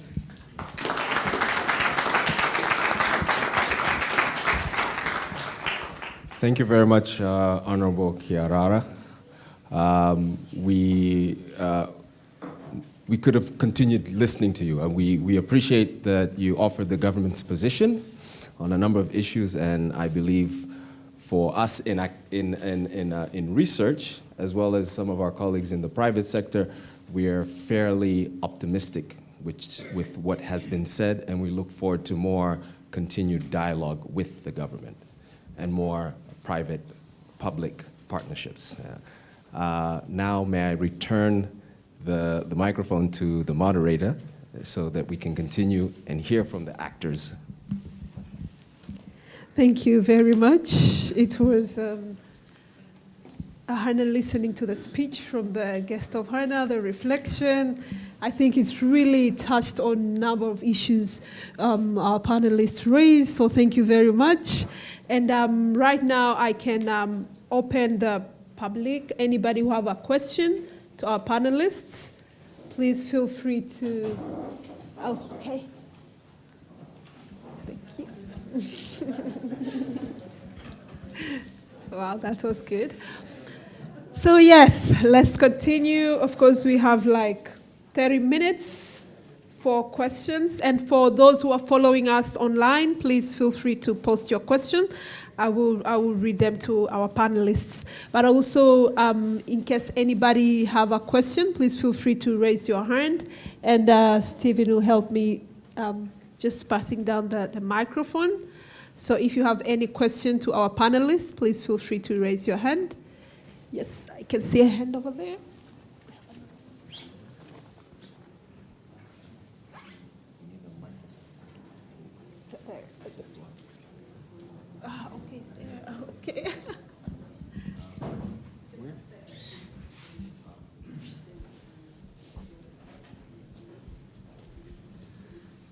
Okay, thank you so much, moderator. My name is Kefas Chakoti from TRAPCA. TRAPCA is the Trade Policy Training Center in Africa, based in Arusha. And we're into international trade and trying to bridge the capacity gaps. There's something that struck me when Henry was mentioning research and development, of course, then the issue of IP. And I was just thinking, okay, is there a possibility within the context of the theme of the discussion to see how we link up? We have, for example, a number of institutions. University of Dar es Salaam has an engineering faculty. They're obviously in tandem with the fourth industrial revolution and the kind of skill sets that are required to move what we teach in the universities and a number of the institutions. Would there be a possibility where there's a link between your company, especially with respect to the research and development arm, with, for example, the engineering units in some of our teaching institutions? So that then gradually it shapes the kind of skills that are actually imparted in him without necessarily, revealing the secrets, if you want to call it, but also looking at a scenario where eventually you have, component parts, maybe as part of value addition and linking up with the global value chain, maybe being, nurtured and then eventually being produced. The parts that are feasible, that can be produced, for example, within Tanzania or maybe within the region. Yeah, I was just, it's a wild thought, but I was thinking probably that could also be something that could spin off important value addition dimensions that link up with value chains. Thank you. Thank you very much. Do you have any other question? Yes, you're welcome. Thank you. My name is Grace Alois from National Development Corporation. Mine is not a question, is of course invitation to NDC, NN regional Nordic companies wish to engage in any investment in Tanzania, can work together with NDC. National Development Corporation is the investment arm of the government. So we have industrial parks. In, of course, Kibaha, we have Tamco Industrial Park. We have different investors. They can lease the land. They can work with us in partnership. So we have those opportunities. We work in mining, energy, agriculture, in different sectors of the economy. So there are those opportunities we can engage. So you are welcome to NDC. Thanks. Thank you very much, Grace, for that. Any other question? Oh, okay. Okay, thank you very much. My name is Lucas Katera from Repoa. Actually, I enjoyed very much the presentation from the panelists, which was very fantastic in terms of discussing areas that the country can benefit in the global value chain. And of course, as you know, unemployment is quite a serious problem now in the country, and I liked the presentation by Ngugi that one of their approaches that is to increase local employment. And of course, you pointed out clearly that 90% of your employees are from the country where investment here has been made. Now, just curious on the position that these people are holding, I mean, from the clerical to the managerial level, which positions are they holding?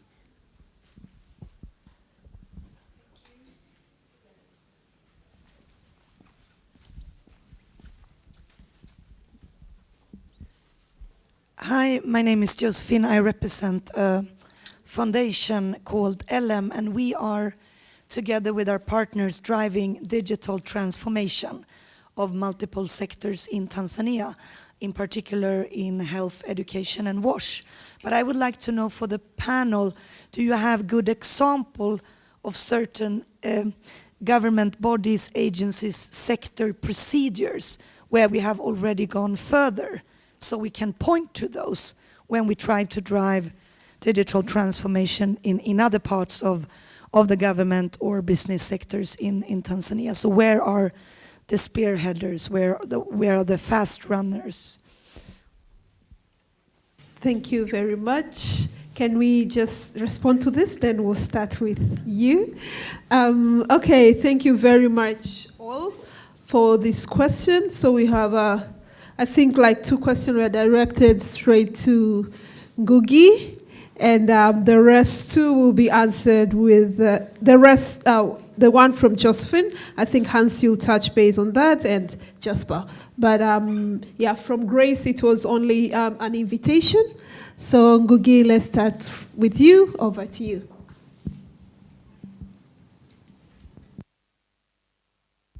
Thank you.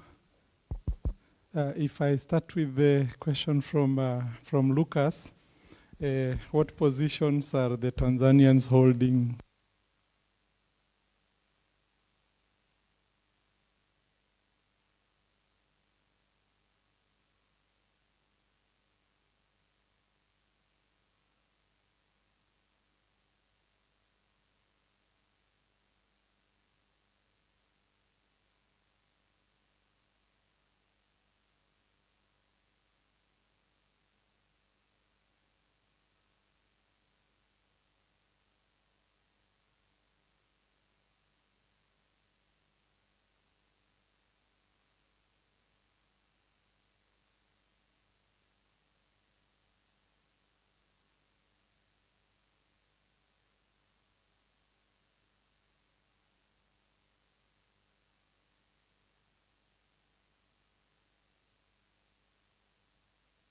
What we call, of course, I'm the regional general manager or regional director, and then at the next level we have what we call the regional management team. And this is what? I think the microphone is the batteries low. Oh, okay. Yeah. So we have a regional management team in which now it is, for example, the regional director, myself, and a team of 7 other managers, like sector managers, that are heading different lines. There is finance, there is human resources and logistics, and then on the specialist areas, there are also a surface equipment manager, underground equipment manager, and rock drilling tools is a very big area of our business as well. So among these sectors, we have got one Tanzanian guy called Menas Ngonyani. You can Google him. He sits in Zambia. He's based in Zambia, but he's responsible for all these countries that we cover in East and Central Africa, with all these people, with supporting all our customer centers, our clients in the region. And of course, he has a large organization under him, probably 60 people, including some from different countries, West Africa, some Chinese employees, because we also have Chinese customers, so we have to hire Chinese employees. So I would say that that already tells you that it's not a dressing exercise. It's a serious exercise.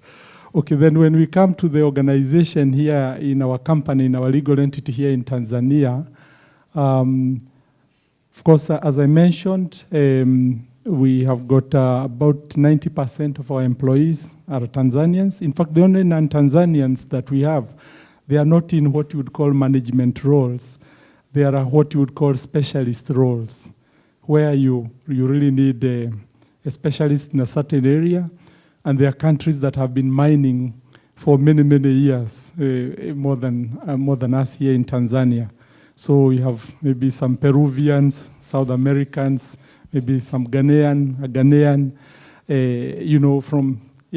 Okay, this keeps changing, but when it comes to the management team of the company, it is 8 people, and of these 8 people, 6 of the managers are Tanzanian, including from the key technical roles, relating to equipment and service, as well as finance and administration and logistics.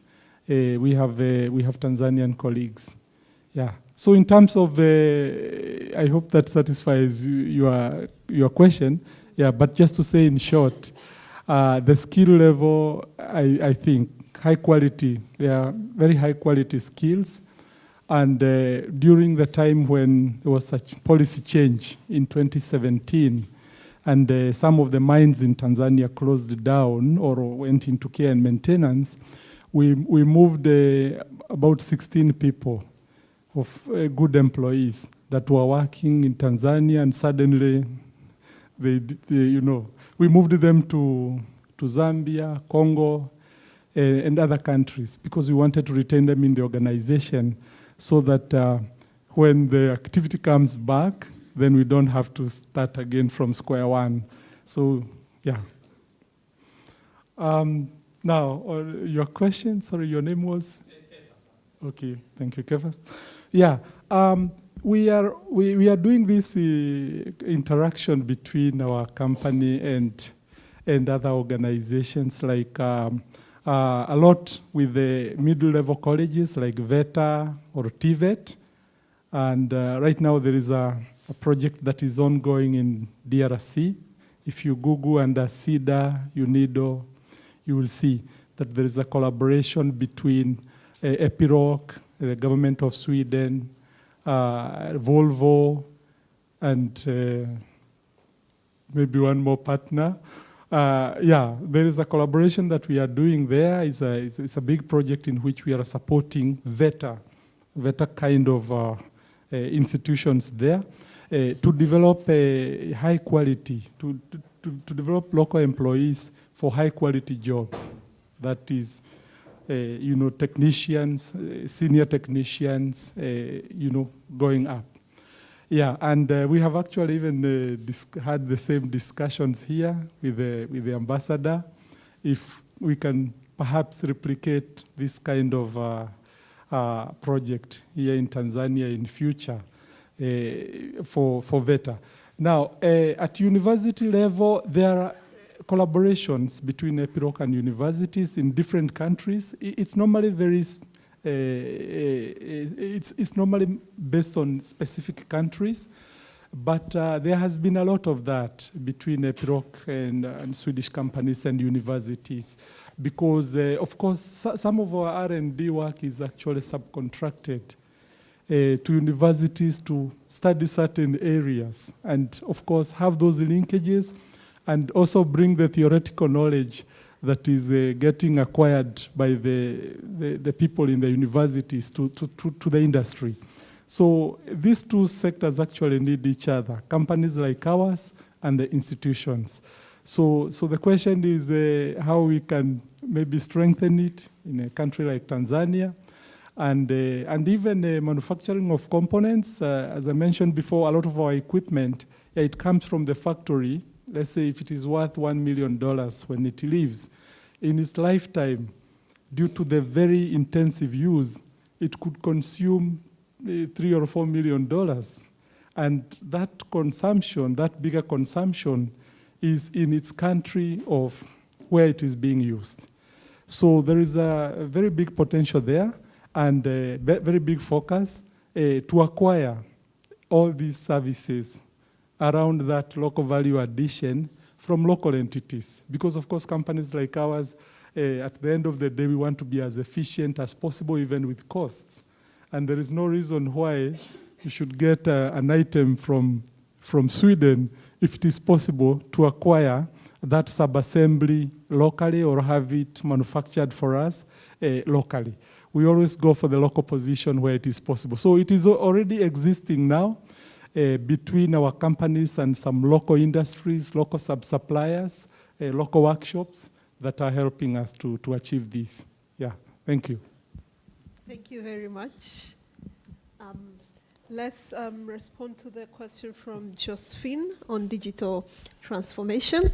Please go ahead. Okay, thanks. Yeah, I just had a very brief addition to what was said before, because our company also empowers, women in business as well. And, we are in a really man-dominated world in cargo handling at the port, you can imagine. And the cleaning staffs tend to be ladies, right? So it's really the traditional division. But, we have empowered our cleaners also to become operators of our equipment.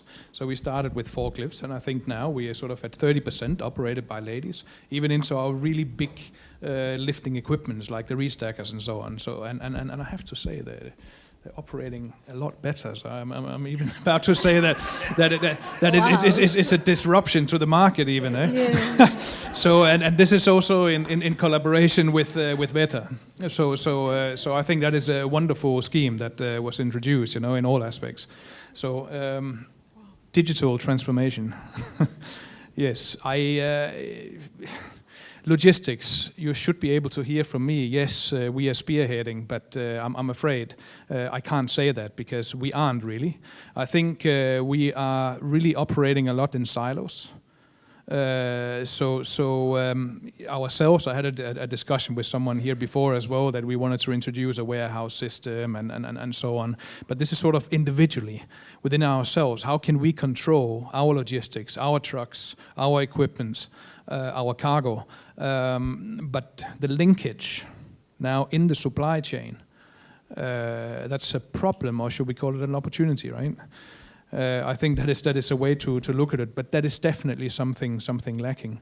Spearheading, I don't know. I guess the banking world are pretty well placed in digital transformation, and I would also go as far as saying the retail.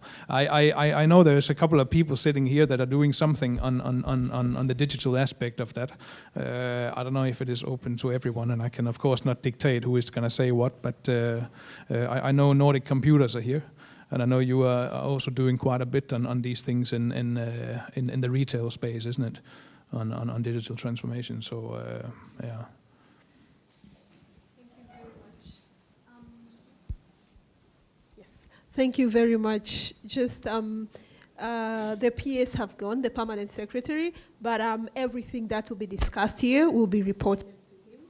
So please don't worry. Feel free if you have any comment. We'll just take a report to him soon after this will brief him. So everything will be noted and reported back to him. Yes. So Hans, do you have any additional digital transformation? I was going to tell our success story now on local employment. I mean, you guys have all been bragging about yourselves. So it's my turn now. So we moved in 2016. We moved our executive team from Europe to Tanzania, which is overlooking the three countries, Mozambique, Uganda, and Tanzania. And we did that at the time with 4 expats and 2 Tanzanian employees. And if you would walk into the office today, you will find 1 expat, myself, and 5 Tanzanian employees. Our number 2 in the company, the CFO, is a Tanzanian lady. In total, 13 expats in the group out of 560 employees, 98% local African employees. So, guys, you're not alone. We got something to tell as well. I'll report to Lillian that she got an applause. On the digital transformation, I think your question was also a little bit about government entities that are sort of spearheading it. So I think the TRA is actually doing a lot of work on this front, and the fact that we now have control numbers and the TRA portal, it all has its teething problems. But I think there's a lot of change and definitely a lot of sort of positive movement in that direction. And then I think sort of in our private lives as well, the ease of making payments these days to your parking fees, your how you have sort of these portals on your telephone now where you can pay all the various organizations. I mean, it really makes life a lot easier when you see the integration of M-Pesa and payment of government fees. So I think there are definitely sort of areas where there's a lot of improvement. But when you talk about that, in the same time, when you think about of keeping it up, and if I just look at our own business, and we're just running our budget for the next year, and it seems we're pretty good at controlling our overhead cost, except the one line, and that is the IT investment. That just seems to year on year go up and up and up, and so I also appreciate the tremendous amount of money that these processes cost, and the phasing at which you need to do it, because you need to complete one system before you can implement the next system, otherwise it becomes chaos. So yeah, it's not easy. So I have a lot of sympathy for Professor Godius. I wasn't going to say that in front of him, because then you need to push him, but I do have a lot of sympathy for the things that he and the government have to deal with. Thank you. Thank you very much, our panelists. I'm so glad to hear that you have a female CFO. Yeah. Wow, that's amazing, because that was my next question. But since you have answered that, because I was wondering, like, okay, we have these Tanzanians, yes, but are these men? Do we have women in there? So hearing that we have a female CFO, wow, that's really good. Okay, so I'll just welcome another round of questions. So yes, we have already 4 hands. We'll start with the lady in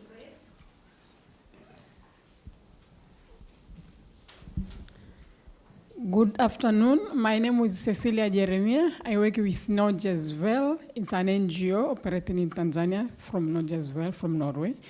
Mine is not a question really, but seeing that we have 4 embassies here, I wish to call upon food.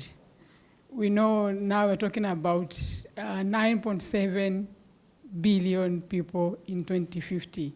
We're talking about 2.5 billion in Africa. So we have heard about forestry, we have heard about mining, but really we need investment on agriculture, because we need food. If we were all hungry here, things could be different, and we might be more hungry the coming 20 years. We have a lot of challenges around the issues of the climate change and agriculture. We know how we have been affected because of the wars in Russia and Ukraine. We face a lot of changes on oil, edible oil, and wheat. So we know we have opportunities around the Africa on food. So we really call for the Nordic business investment in Africa, in Tanzania, as far as agriculture is concerned. If the minister, the permanent secretary was here, I could say more about the challenges that we know are around this area. I know most of you know them, but we had an annual agricultural police conference Monday, Tuesday, and Wednesday this week, and we have discussed them a lot with the Minister of Agriculture, Minister of Livestock, so we know good things are coming, and we really call for the investment in agriculture. I mentioned that to move the truck from Zambia border to Congo, it takes 14 days on the border. So talking about horticulture, how can it be possible? Then taking a truck, for example, of avocado or any horticulture crop from Ruvuma to Dar es Salaam, you're expecting 60 stops from the traffics, the traffic men, 60 stops. So how long will it take experiencing the 60 stops on road for 1,000 kilometers? So coming to Dar es Salaam, even if you have access to the refrigerated systems of transport from Ruvuma to Dar es Salaam, coming to Dar es Salaam, there is no refrigerated warehouse accessible for putting the horticulture crops for transport. So those kind of the environments, it's difficult to do export, and difficult also to do the interregional trading. So those are the few things that are there. I know there are a lot going on, but still there is a lot of impediment when it comes to the export on agriculture. Thank you.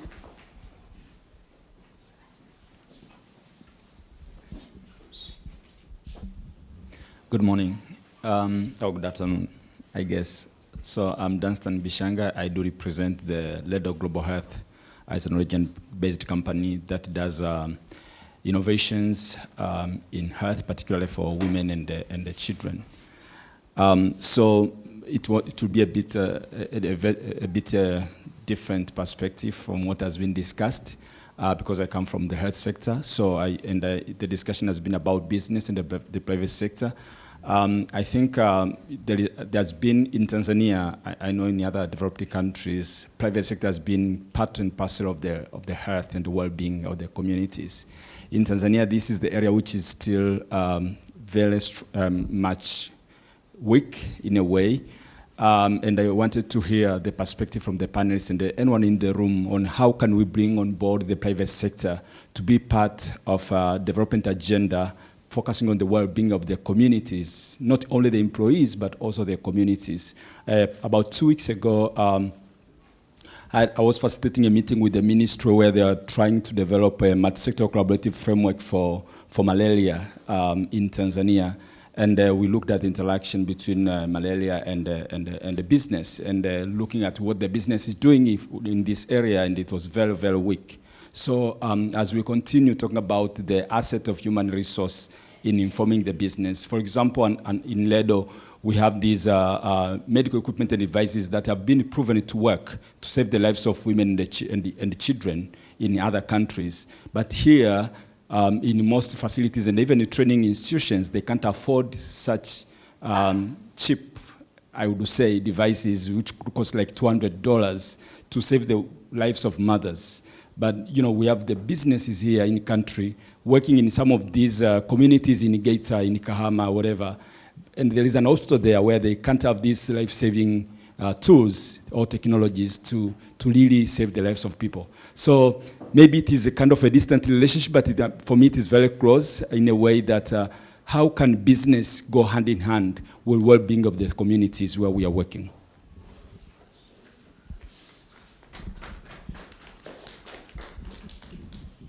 Hello, my name is Max from TPSF.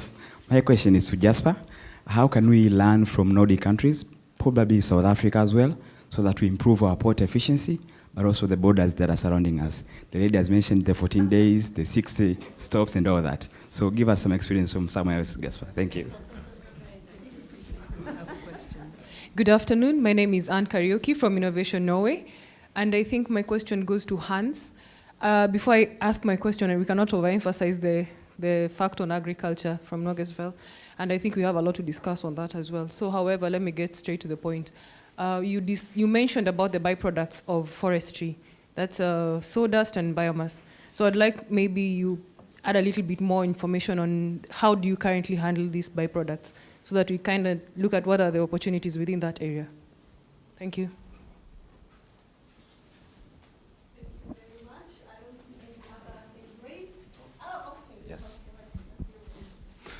Hello, my name is Chris. I was mentioned before from Nordic Computers. We're the neighbor, actually. I've been coming to these events for a few years, and I think the most difficult thing is that each industry you're operating has different challenges. So I think it's very difficult to generalize what is the problem in Tanzania for an investor. But I actually think you guys did a great job today, because TRA and the shipping liners is exact same issues that I would put top of my list. And now we talked about digitalization. For us, we're not that involved, but we are supplying those EFD machines that has the QR code with TRA. And I think all improvements we see in Tanzania, all of it is about digitalizing things. I think all good things I've seen the last 13 years in Tanzania, from the police actually giving you a receipt when they stop you, it's all about digitalization, yeah. And I also think in the TRA issue, now I think for the last 2-3 years we've been in non-stop audits, that 1 year is finished, then another one, and then it's not an audit from your annual returns, and it's an audit from the port, which keep us busy. But the biggest part is they have no copies of the documents you've given to them, yeah? So as a company, the most important thing is that you have to archive every single document, even if you have a TIA stamp and it was given to them and you expect they have it. When they audit you, they at least pretend they have nothing, or it's very difficult for them to find it, and then your biggest job is just to show whatever they already have. Yeah? So. I'm glad Chris spoke. Chris is not only our neighbor in the office here, but we used to be neighbors at home also. That's great. So thank you very much for all the questions. Thank you, Cecilia. Thank you, Dustin. Thank you, Max. Thank you, Ms. Kairuki. Thank you, Chris. And let me start with Jasper. You'd like to take those two questions from... Very straight question, yeah. No? Okay. Thank you for that. Thank you for the question. I don't know if I can sort of draw direct comparisons to sort of Nordic ports, but of course, in my job, I have been seeing operations in different ports around the world, and also ports that we would like to say could be benchmarks to Dar es Salaam, for instance, right? But I think in combination with the answer to your question, there was also talk around the horticulture before and how do we transport that and in time, and this is probably cold chain that we are discussing here. How can we be efficient? Yes, we have border problems, but I think I'm coming back also to how are we more efficient? A port is really measured by throughput. It is not measured by how much that you have in the port, how much you store. Yeah? Okay? But that has also sometimes been a little bit misunderstood. Yeah? It is down to how fast you actually, in this case, move a container from the point it arrives, well, actually the point that the vessel arrives, and until it is delivered to site, or at least out of the port, that is throughput. So I think that is something that we need to work on. How do we do that? Now, how it works in other ports, if you are really fortunate to have a very, very big port, you also have a big storage area behind. Unfortunately, in Dar we don't have that. But we have those ICDs, dry ports, CFS, whatever we call them, where we can move the cargo, and we can do it a lot faster than we do now, right? So I'm coming back to the dry port concept that I mentioned before as well, and that also goes hand in hand with the horticulture. Whether it is cross-border, we need to look at how can we establish these key cargo hubs, whether in Tanzania or beyond, where there is maybe a facility for cold chain, container depots, where we can even pack, strip containers and move on from there, right? This is how it works, actually, if we look at the entire European continent as well. Moved quick out to the port, into the dry ports, stripped, handled, distributed to different places. So I think very shortly, instead of, I don't want to go into the technicalities around that, we can also talk digitization, because it is also needed, so you can actually communicate right from when you get the product to site until it's delivered on site, right? That is needed also. But I think sort of that is a concept. If we can apply that, we will see a very different logistics sector here in Tanzania. Yeah. Thank you very much, Jasper. Hans, over to you. You have a question from Annie. Yeah, I think there were two questions.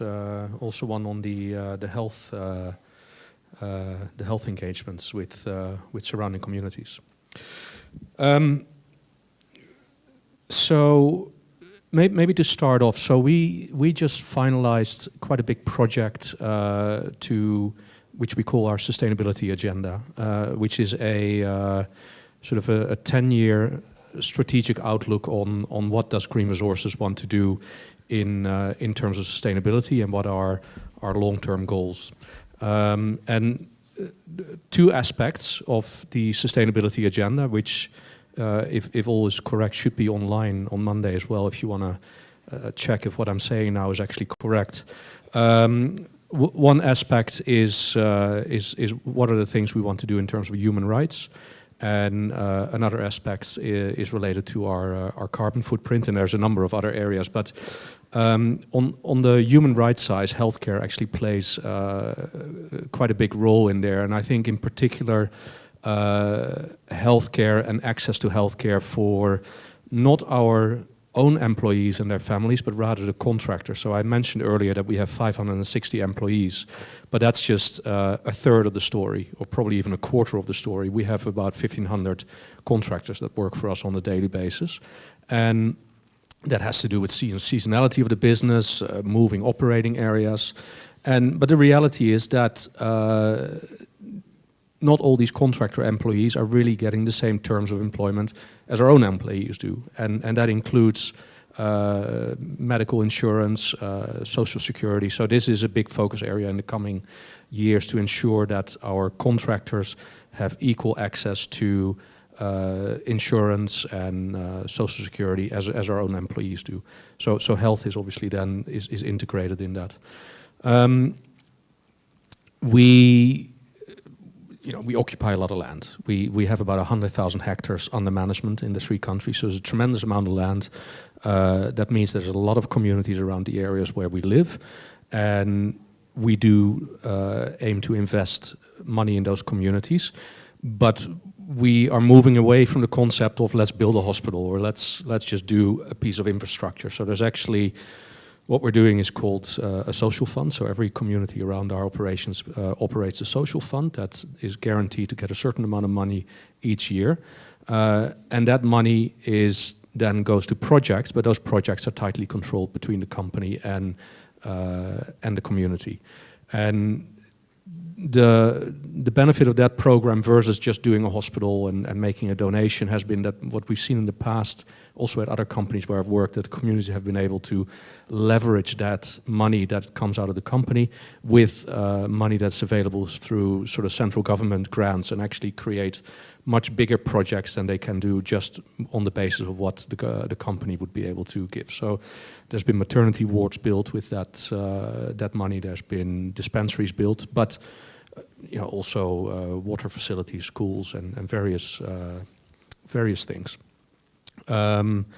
We have not done anything in terms of equipment, but who knows, that might come. But the community actually has a big say in what is being done with the funding that the company is making available on an annual basis. On the biomass, we see very different things in the 3 countries where we operate. But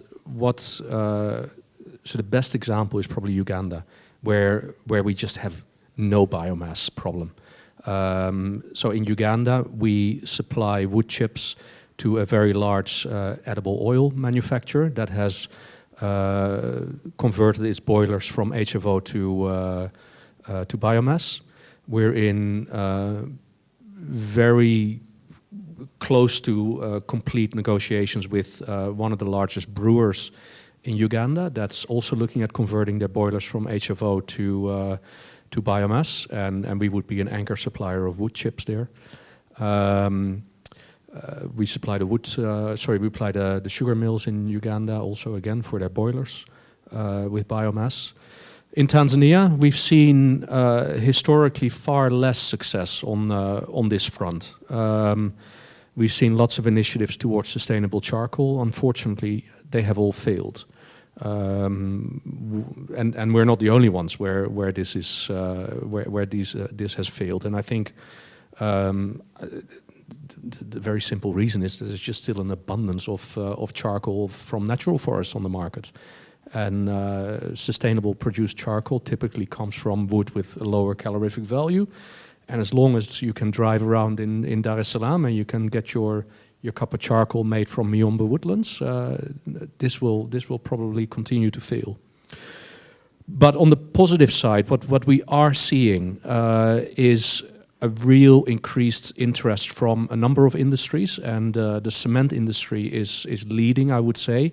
I can see that they are putting real, genuine effort in phasing out or displacing coal in their kilns, and so we've supplied a number of trial loads to the cement plant here in Dar es Salaam, also in Mbeya, and I'm quite hopeful that that will result in business opportunities.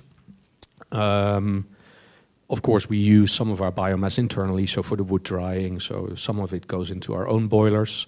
And I think as we will see more sophisticated wood industries emerging, that not just, it's not just running a sawmill and making planks, but actually making engineered wood products such as plywood or MDF. These type of factories tend to use a lot of heat in the process, and then that will create a demand of wood chips. So you have to be an optimist if you want to do business in East Africa. So I'm an optimist, and I think what we see in Uganda today, we will see in Tanzania in the coming years. And yeah, our Mozambican operations are still miles away from that, unfortunately. So if you're in the business of biomass energy, please come to Mozambique. We got mountains for you to do things with. Wow, thank you very much, Hans, for responding to those questions. And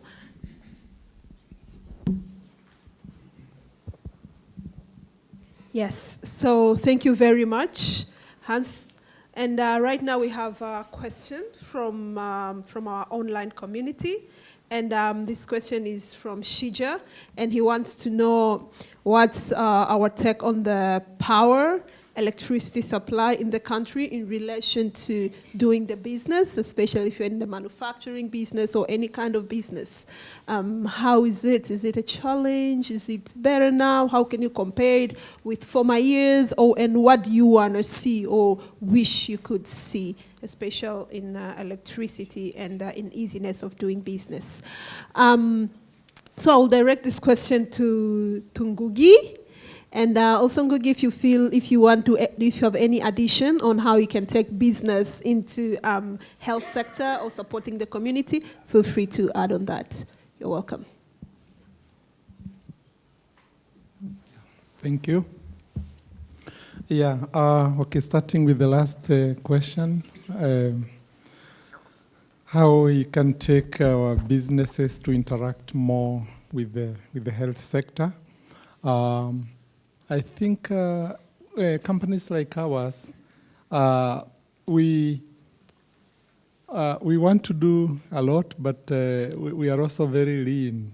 Being Nordic companies, we tend to be quite efficient. We try to be efficient by having very simplified management structures, operating structures. So we need, sometimes we want to do it, but we need help with the implementation, and especially also to make sure that it is sustainable. So many of our companies are taking different initiatives. Like I know our company is very focused on water for all. So we carry out projects every year in that area. And when we go to, for example, drill a borehole, we did one, we commissioned one this year, Patamela in Chunya, in the southern part of Tanzania. And when we went to commission this borehole, we found that there is a nearby hospital, small dispensary, that we were supplying the water to. The water was to service a school, community, and the dispensary. But we found that in the dispensary, the doctor, they needed, let's say, a house, just a simple house that could be shared between, I think the clinical officer and one other staff. So, of course, we were supporting with this implementation. But what came to mind was that it's not easy for us to do the implementation. But the funding might be actually available, but how to actually implement it and also make it sustainable as possible, that is where we struggle. So I think one of the suggestions I could have is that, maybe we can get more help even from the Nordic community, business community, the Nordic embassies, to have, when it comes to implementation. Of course, we can, I think there's an organization, for example, called We Effect that we have worked with in the past. And they helped us implement some projects that we wanted to drill boreholes, but we didn't easily have the resources and the knowledge, which people to engage in the community, to get the approvals, to get all these things. So you want to do it, but sometimes you need some help, how to do it in the best way, and who to involve in the local community so that it's not a white elephant project. It's sustainable. Yeah, so I think this is something for discussion around that question of health sector and getting involved. Otherwise, yeah, of course we track for our own employees. That one is some of the KPIs that we track to make sure that all the sick leave, all that. We try to follow those graphs very closely. In a matter of if there is a problem, then we know how serious it is. And if we need to adapt our policies to deal with the problems, maybe increase our medical cover or do this or do that. But in a matter of catering for the community, I would say that we are always willing to do it, but we need a bit of help around the implementation. Yeah, and I think it's a common problem with many companies like ours, which are quite lean in terms of organization. Yeah, I think and I agree on the question of digitization. I think even when we talk about the issues that we get with TRA, the more we can digitize, we have seen from the other sectors, such as making government payments. All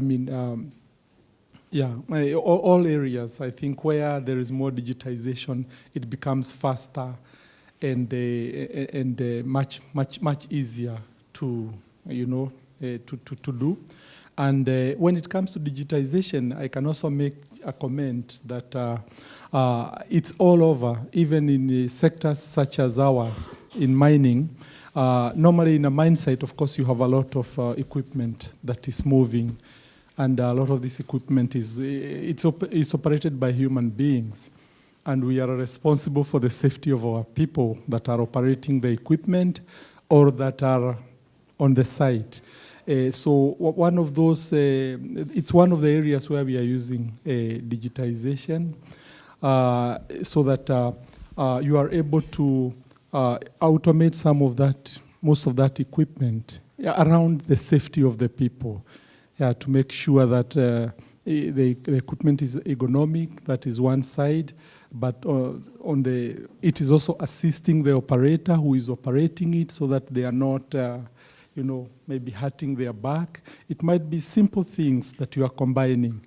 Then on top of that, apart from the machine itself, there could be 50 machines that are interacting, and potentially they could collide.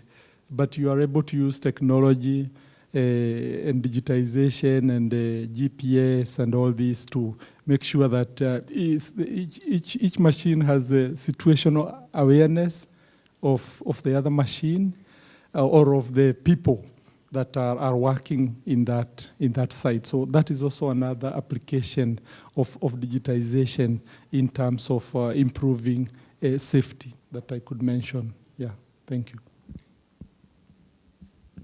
Thank you very much. So I am just wondering if there is any more addition on electricity.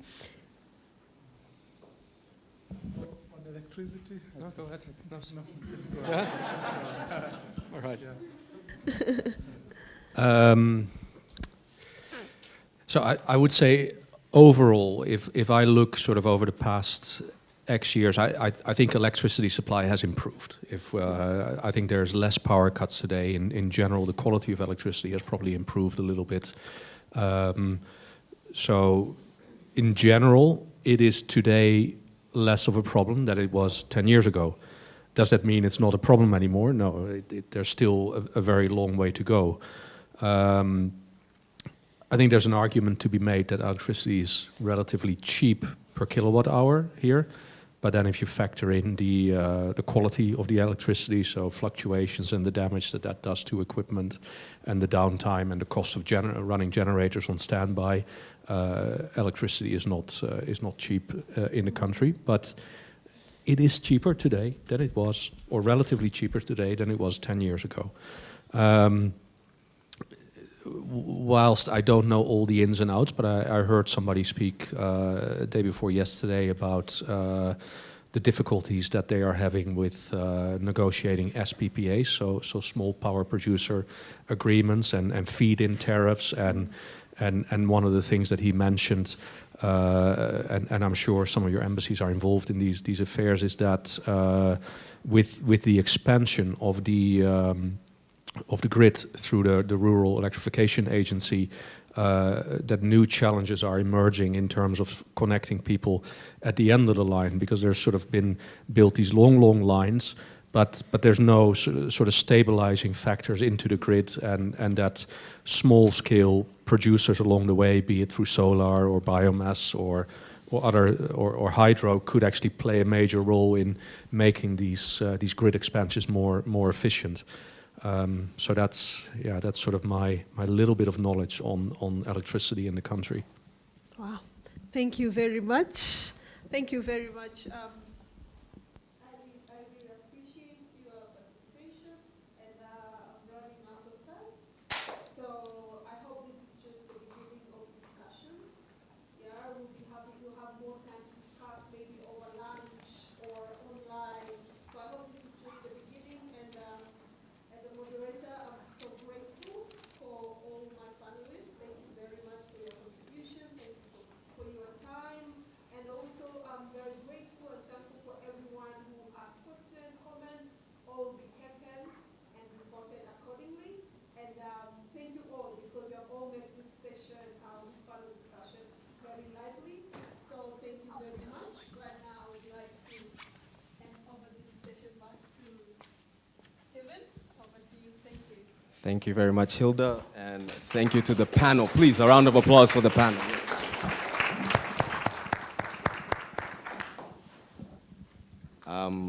I believe we all gained a lot of knowledge, and we found a lot of rich information from your experiences in everything that you do. At this particular moment, I would like to invite Her Excellency Ambassador Dissing Spend, the Ambassador of Denmark, to give a vote of thanks. Karibu sana balozi.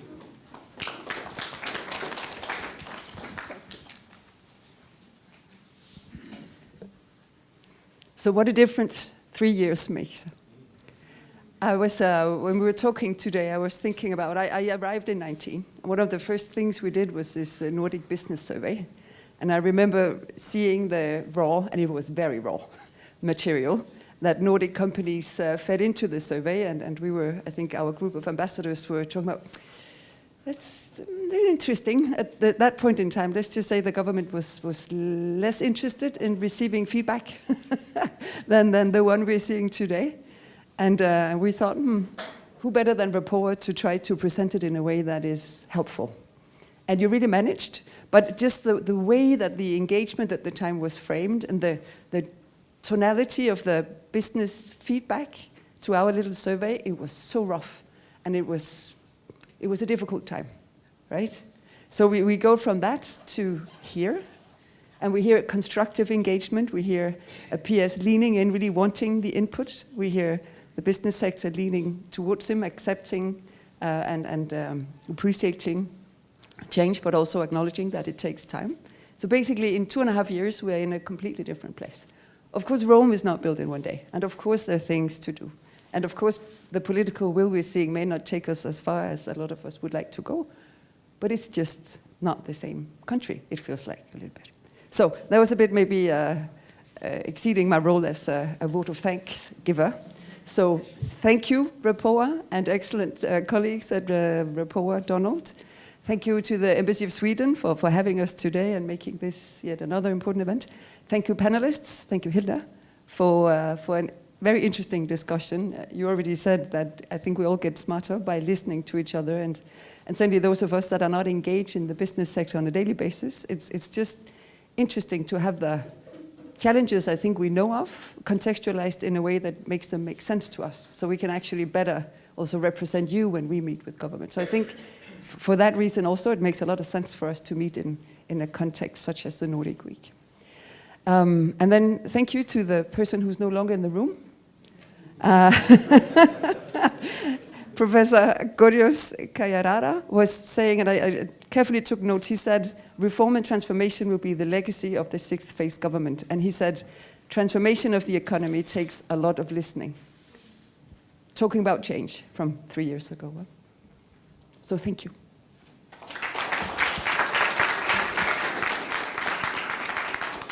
Asante sana Balozi. I believe now we're at the stage where we will be having a group photo outside. I hope our communication people have it set up already, but I believe it's going to be right in front of the Repoa logo, around the Repoa logo. So please, all participants, all the ambassadors and